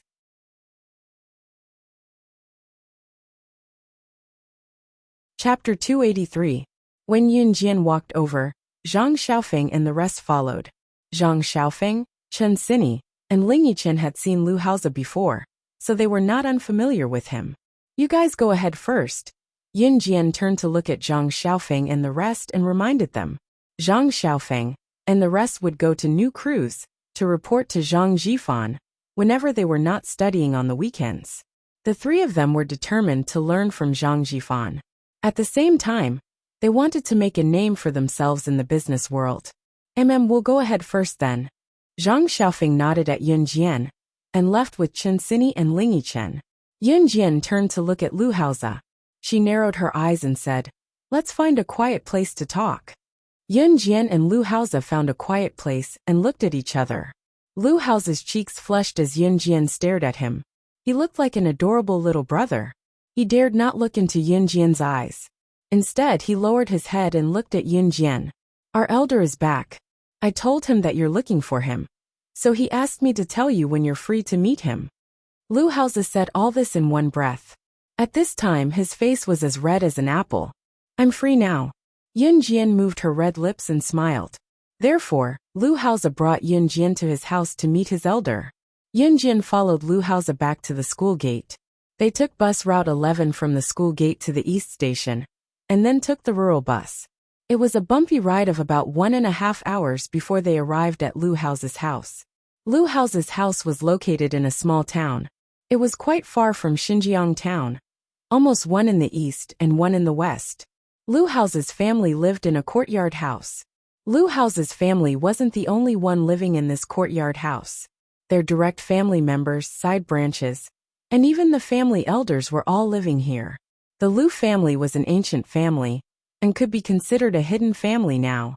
At the same time, all the relatives lived in the same house, and had never been separated. When Yun Jian and Lu Haozi walked into the courtyard, an old lady sitting in the courtyard and enjoying the evening breeze saw them and shouted, "Xiaozhe brought back a girl this time. That was incredible. She can't be Xiaozhe's little girlfriend, right? She looks so beautiful." The old lady's nonsensical words made Lu Haozi's cheeks burn even hotter, and even his earlobes turned red. Lu Haozi hurriedly replied to the old lady, "Grandma, don't talk nonsense. This is my friend Yun Jian. She's here to see the elders." "Oh, so that's how it is. I thought you were enlightened." The old lady came to a sudden realization. She smiled as she watched Lu Haozi lead Yun Jian into the house. This was just my grandma talking nonsense. Please don't take offense," Lu Haozi said to Yun Jian in a fluster. "It's fine." Yun Jian narrowed her eyes and smiled. "Ha ha ha, Xiaozhe, you brought her here so quickly?" At that moment, a strong male voice was heard. An old man in his 60s or 70s walked in with a smile. "Elder." Lu Haozi called out when he saw the old man. Elder Lu waved his hand to signal for him to be quiet. Elder Lu then walked around Yun Jian twice. He said to her, "So you're his disciple?" "TSK. I didn't think that old man would accept a disciple." When Yun Jian heard Elder Lu's tone, she instantly believed that he knew the old man who had taught her many skills in her previous life. She couldn't wait to ask Elder Lu, "You know him? Then do you know where he is now?" Elder Lu laughed heartily at first, but then he suddenly stopped laughing. His expression suddenly became serious. He did not say anything, but only spat out 2 words, "Yulong mainland." When Elder Lu spat out these 4 words, Yun Jian's eyelids twitched. Chapter 284. After Elder Lu finished speaking, he returned to his original cheerful self. He really was a spirited old man. "Ha ha ha, little girl, sit down and have a cup of tea first. There's no rush." Elder Lu stroked his beard that he had deliberately kept, smiling as he pointed to a high stool for Yun Jian to sit down. "Okay." Yun Jian naturally knew that these things could not be explained in a few sentences. She quickly sat down on the high stool as Elder Lu said. Lu Haozi stood obediently at the side like a well-behaved child. He brewed a pot of tea for Yun Jian, poured it into a cup, and handed it to Yun Jian. "Thank you," Yun Jian said softly to Lu Haozi with pursed lips. Lu Haozi, however, walked shyly behind Elder Lu. "Hey, little girl, since you're that stinky old man's disciple, then ask whatever you want to know. As long as I know, I'll tell you." Elder Lu sat down opposite Yun Jian, stroking his beard as he spoke. Yun Jian could tell from Elder Lu's words that Elder Lu had a great relationship with her previous life's master. She was not in a hurry to ask. Instead, she rubbed the teacup gently with her fingertips, remaining silent for a while. Then, even Elder Lu could not help but marvel at how a little girl like her could be so calm. Yun Jian suddenly raised her head and gave Elder Lu a slight smile. "You're also from the Yulong continent." Elder Lu's hand that was stroking his beard froze. He did not expect that this little girl was not asking him a question. But Yun Jian's words were not a question, but an affirmation. "You little girl. How did you know?" Elder Lu stroked his chest and stood up in surprise. "That's none of your business." Yun Jian smiled and stood up with Elder Lu. After a moment of silence, she continued. "Elder Lu, if I'm not wrong, it's not just you. Everyone in the Lu family is from the Yulong continent." Even Lu Haozi, who was standing at the side, was dumbfounded. Lu Haozi had never heard of the Yulong continent, but he could tell that this non-existent continent was definitely not on Earth. "Elder." Lu Haozi couldn't help but ask Elder Lu. His tone was filled with doubt and disbelief. Elder Lu, on the other hand, acted as if he had been seen through.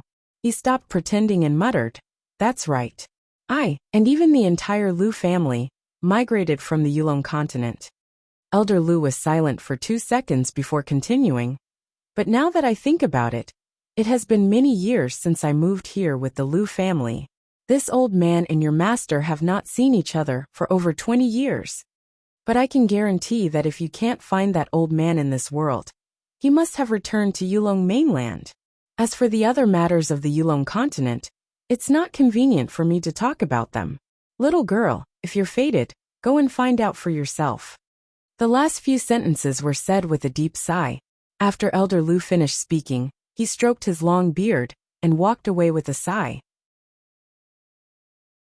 Yin Jian didn't ask her to stay. She didn't come in vain. At least she knew where her master had gone in her previous life. Yulong mainland. It turned out that she had accidentally entered another world in the ancient tombstone cave. To be honest, Yun Jian heaved a sigh of relief when she found out where her master had gone. But at least she had a direction now. She knew where her master had gone. It was no wonder that she couldn't find her master's whereabouts even after mobilizing all her forces in her previous life.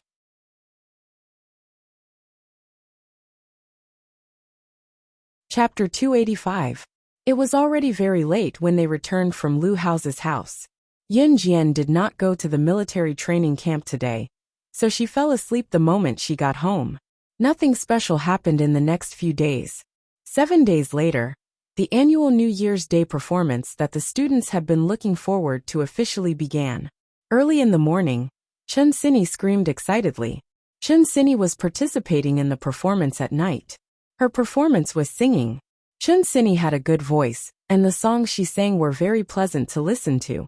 However, as usual, the New Year's Day performance was held at night. But Chen Sini was already excited and nervous early in the morning. Stop howling. Hurry up and prepare your song. Hee. Zhang Xiaofeng pushed away Chen Sini's head that was circling around Yun Jian, and leaned over. Master, I've already practiced the chopstick throwing you taught me last time. When are you free? I'll show you. Zhang Xiaofeng said to Yun Jian excitedly. Yun Jian nodded and narrowed her eyes. The New Year's Day performance was held at night, so the students were in class during the day. Because Longmen First High School and First High School were holding the New Year's Day performance together. The venue was Yin Yi's school. As Chen Sini was participating in the performance, she went to prepare in the afternoon. Because she had to put on makeup and change into her stage costume, she went early. In the evening, Yun Jian followed the school's organization and walked to First High School with her classmates. At this time, the New Year's Day performance had not started yet. Therefore, the students could take a look around First High School. Yun Jian went to the dressing room of the students participating in the performance. She went to the dressing room to look for her brother, Yun Yi. When she entered the dressing room with light steps, she could not help frowning when she scanned the room and did not see her brother, Yun Yi. Brother was not here. Under normal circumstances, it was impossible for Yun Yi to not be here. After all, it was almost time for the opening of the New Year's literary performance. And Yun Jian knew that Yun Yi's program was ranked very high. Jian.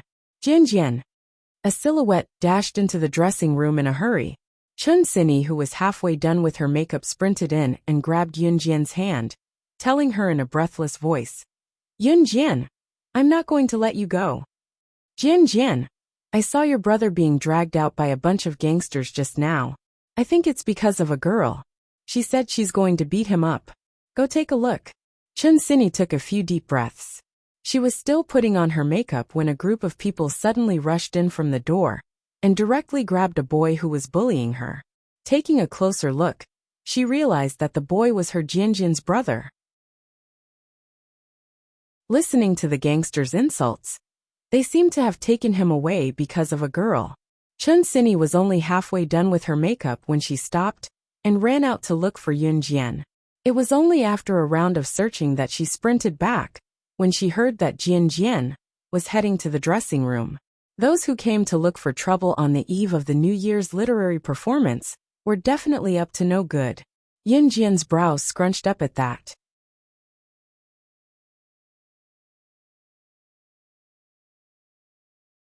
Chapter 286. Where?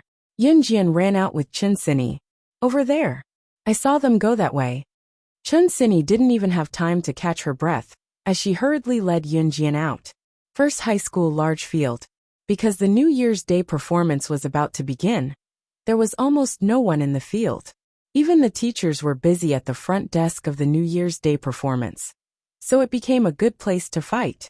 At the same time, Yunyi was being pinned down by a group of gangsters who outnumbered him.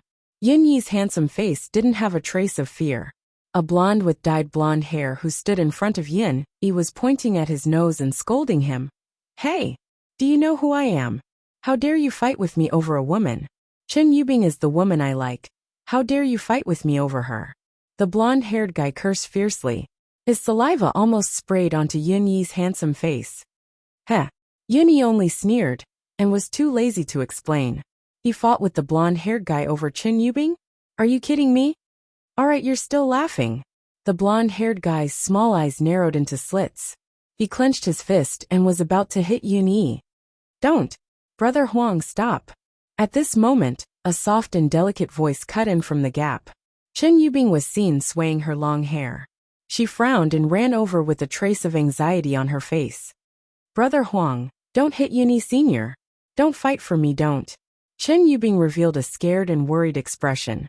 Chen Yubing's words made it seem like she really had something to do with Yunyi.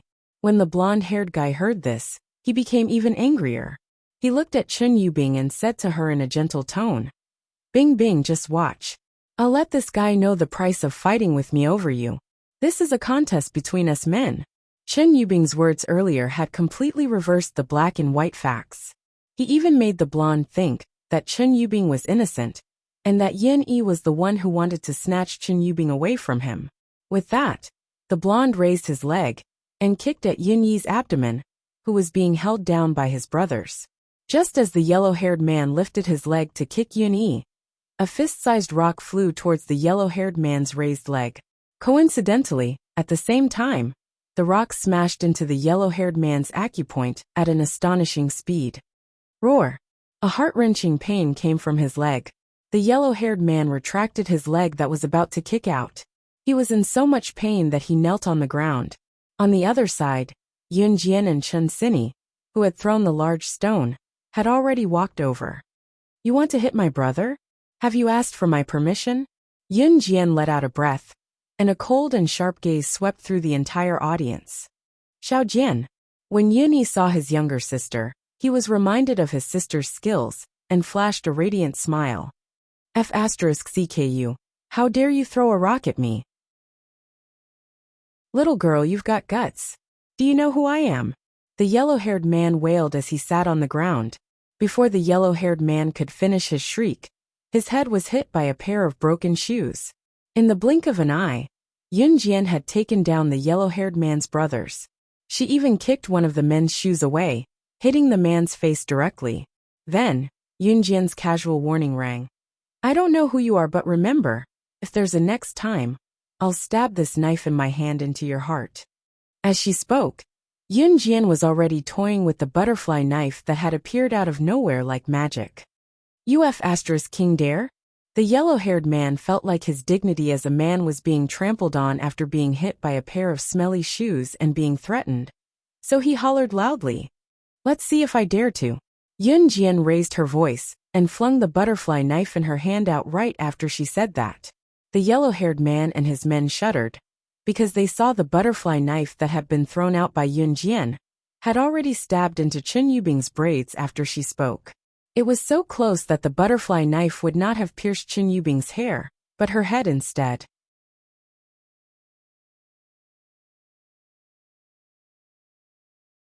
Chapter 287. Chen Yubing, who was wearing a luxurious hairstyle meant for performing on stage, immediately felt the butterfly knife flying towards her in fright. After that, Chen Yubing could even feel the butterfly knife stabbing into her hair. She shrieked in fear. "Ha, scared?" Yun Jian shifted her gaze to Chen Yubing. Yun Jian then walked over slowly and pulled her butterfly knife from Chen Yubing's head with a fake smile. Looking at Chen Yubing, Yun Jian lost her patience and told Chen Yubing directly, "My brother doesn't like you. You'd better give up now. I'll say this first. Otherwise, I'll blow your head off if there's a next time." When Yun Jian said the last sentence, she flung the butterfly knife in her hand. Chen Yubing, the blonde, and the rest paled in fright. Senior Yuni, is this true? Chen Yubing had always been confident. She did not believe Yun Jian's words. She was so outstanding. Which guy would not like her? Yuni did not like her? What Xiao Jian said is what I mean. Yuni continued and patted his suit in an attempt to dust it off. He had changed into a decent suit for his performance on stage today. Yuni looked like a gentleman who had walked out of a fairy tale, handsome and gentle. Chen Yubing slumped to the floor like a puddle of mud after hearing Yun Yi's words. She clenched her fists, her eyes brimming with resentment. Why? Why did that shameless woman Yun Jian do this? It must be her. Yun Jian must have forced her brother to say that he did not like her. Chen Yubing did not believe that any man could escape from her when she was so outstanding. She would not rest until she achieved her goal. Yuni could be considered to have escaped death today. If Yun Jian had not made it in time, he would not have been able to avoid a fierce battle with the blonde and his gang. This way his clothes would definitely get dirty, and the New Year's Day arts performance was about to begin. If Yun Jian did not rush over, perhaps Yuni would be held back, and would not be able to make it in time for the performance. At this time, Yuni was ready to go on stage, while Chen Xinyi ran back to the dressing room to touch up the rest of her makeup. Yun Jian entered the venue in order, and sat with a group of students who were watching the New Year's Day performance. The first program was Yun Yi's. Yuni played the guitar very well, and she played it very well. At the end of the song, she won a round of applause. By the time Chen Xinyi went on stage, the program was already halfway through. In fact, there were only a few kinds of performances on New Year's Day. Singing, dancing, playing musical instruments, acting in plays, and so on. Not long after Chen Xinyi finished her song and got off the stage after winning the applause, a teacher ran in from outside and picked up the loudspeaker in a panic. The teacher held the microphone and used a frightened tone to shout to the entire school. "Students, quick! Evacuate the scene!" A group of criminals appeared in a factory not far from the school, and they even planted a time bomb there. It's said to be the latest type of bomb, and it's very powerful. If the bomb explodes, this place will be razed to the ground.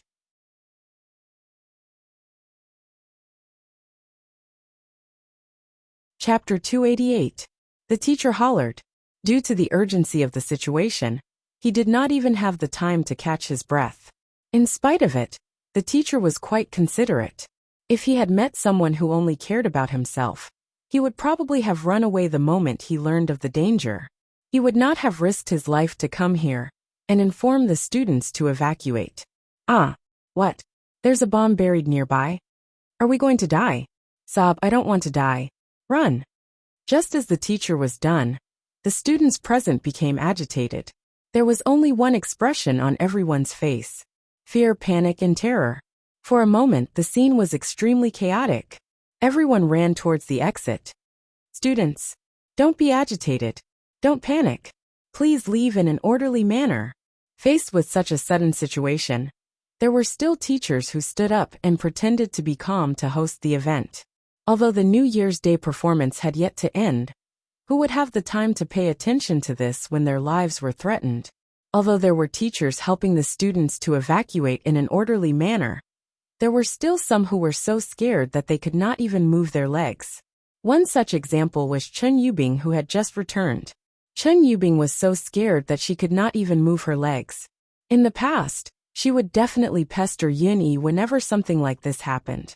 However, when Chen Yubing turned her gaze to Yun Yi out of habit, she saw that Yun Jian had already gone to Yun Yi's side before her. Yun Jian was not in a hurry to leave. Instead, she went to her elder brother, Yun Yi, and told him, "Go, you go first." With that, Yun Jian turned to walk to the factory where the time bomb was buried. Yun Yi's brows knitted tightly as he grabbed his sister's arm and questioned, "Xiao Jian, what are you going to do?" "Good, don't bother. Don't worry about it, you go first. There's only 10 minutes left before the time bomb explodes. If we don't deactivate the device after that, this place will be razed to the ground." Yun Jian told Yun Yi with a look up. "What about you?" Yun Yi knew that there was a time bomb in the factory, but his sister still went there. Naturally, he couldn't just stand by and watch. He raised his voice and shouted. Just as Yun Jian was about to speak again, Zhang Xiaofeng's loud shout came from the side. Master, why haven't you left yet? Let's go. At such a dangerous moment, all the students were busy running for their lives. Everyone wanted to leave as soon as possible. Yun Jian turned her head and saw Zhang Xiaofeng, and the other two looking at her anxiously. She would be lying if she said she wasn't touched. However, at least Zhang Xiaofeng, Chen Xinyi, and Ling Yichen were not in a hurry to escape with the crowd at such a dangerous moment. Instead, they ran back to ask her to escape with them. You guys go first. Yun Jian repeated.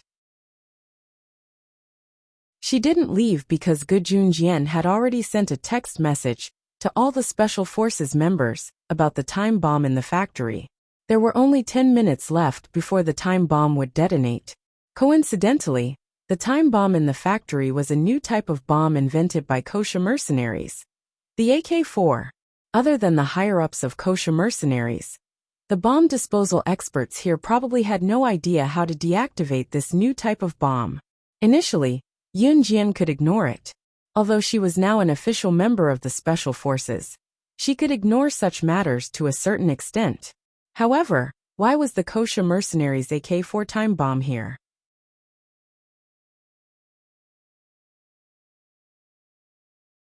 Chapter 289. I'll be fine, I promise. Yun Jian promised when she saw that Yun Yi and the others were still waiting for her to leave with them. She then grinned, baring her pearly white teeth. I'm just going to take a look. I'm not stupid. Of course I won't do something like throwing my life away. She said that to reassure Yun Yi and the others. But Xiao Jianyu. Yun Yi was still worried. His younger sister was skilled, but it did not mean that she could run faster than a bomb. Go. When have I ever lied to you? Hurry and leave first. You'll be safe as long as you're 1,000 meters away from here. The bomb can only affect an area of 2 kilometers at most, Yun Jian said again. Hearing his younger sister's promise, Yun Yi finally let go of Yun Jian's arm. He could only clench his fists as his knuckles cracked. Okay, let's go. Xiao Jian, you must come back safely. Yun Yi told Yun Jian through clenched teeth, his tone brimming with concern. Amen, I understand, brother. Yun Jian replied and turned to run toward the factory. Yun Yi clenched his fists. For the first time, he felt his helplessness. Everything that happened in the past, including him being caught by the blonde and his gang just now, it was his younger sister who stood up and took care of it. She protected him. As her brother, he could only stand behind her. Even just now, when he watched Yun Jian walk toward the factory that could detonate the time bomb at any time, he was powerless. It was not that he did not follow because he was afraid of death, but he was afraid of being Yun Jian's burden. For the first time, Yun Yi had the thought of becoming stronger. Yun Jian's pace quickened. If there were still pedestrians on the street, they would feel a gust of wind brushing past them. The factory was just opposite DE High School, less than 10 meters away. At this time, a security line had been set up near the factory, and the nearby residents had also been evacuated. Yun Jian sprinted over, but was stopped by a police officer before he could cross the security line. Young lady, it's dangerous here. The criminals had installed a time bomb inside. Get out of here. The police officer standing outside the guard line shouted at her. Before the bomb disposal experts made any sound, the duty of these police officers was to guard this place and prevent anyone from approaching. Of course, if even the bomb disposal experts couldn't do anything in the end, then as the last batch to evacuate, they would retreat to a safe area in the shortest time possible.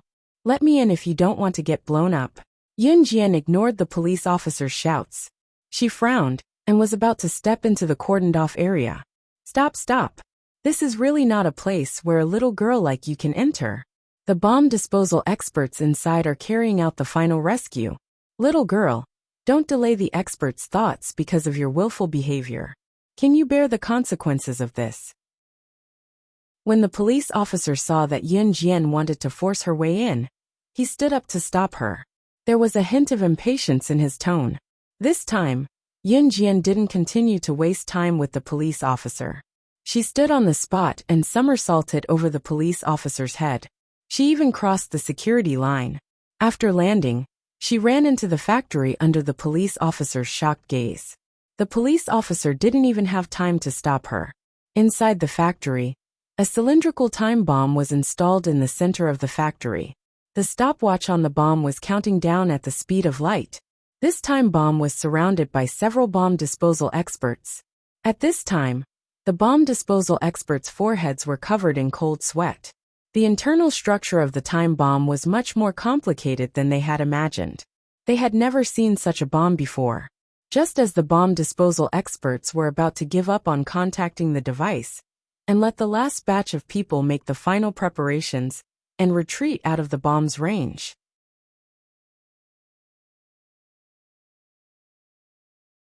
Chapter 290. Such a confident, tender, and beautiful young girl's voice was heard. All the bomb disposal experts, including the police and special forces, who were waiting for the bomb disposal experts' results, all looked towards the door. They saw a 15 or 16-year-old girl with fair skin, beautiful features, and a hint of playfulness and beauty appear in everyone's eyes. It had to be said that Yun Jian's appearance was indeed shocking. Even if she was placed in a group of beauties, she would still be easily distinguishable. Where did this little girl come from? Hurry up and chase her out. Where is this place and what's the situation? How dare they let a troublemaker in here? The experts need to think calmly before they can properly deactivate the device. Hurry up and chase this little girl out.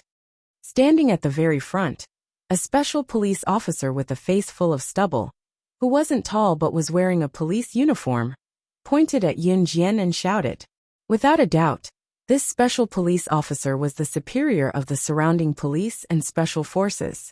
Of course, the words that Yun Jian just said, coupled with her age, would only make the people present think that she was here to cause trouble. This wasn't something that couldn't be understood. Yun Jian ignored the special police officer's call and walked straight towards the time bomb. What is she doing? Hurry up and catch her. Don't let this little girl touch the bomb. This bomb is very powerful.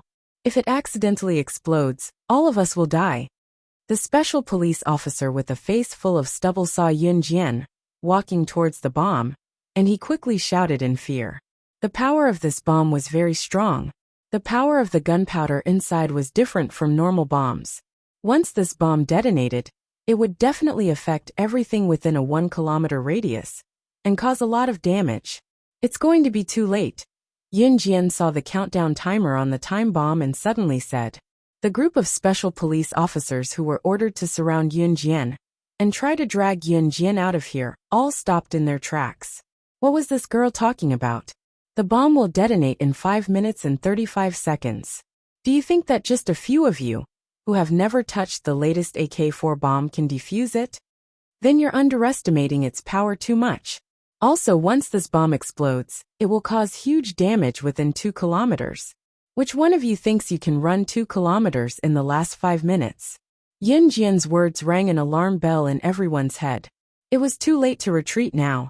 At this moment, the experts surrounding the time bomb broke out in cold sweat. It wasn't as if they didn't know that it would be difficult for them to defuse the bomb with their abilities. But who were they? An expert. It was precisely this little bit of vanity that caused them to delay again and again. They wanted to defuse the bomb, so they didn't announce that they couldn't defuse the bomb and told everyone to retreat. Especially now that a little girl had appeared and said in front of everyone that they couldn't defuse the bomb.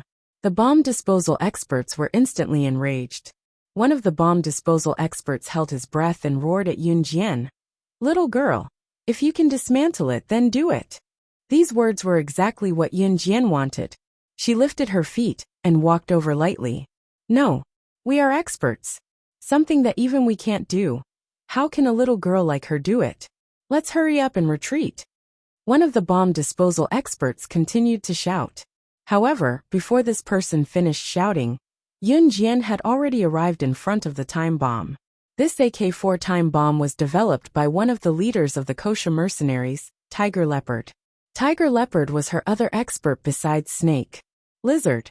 After this AK-4 time bomb was developed, No bomb disposal experts were able to defuse it.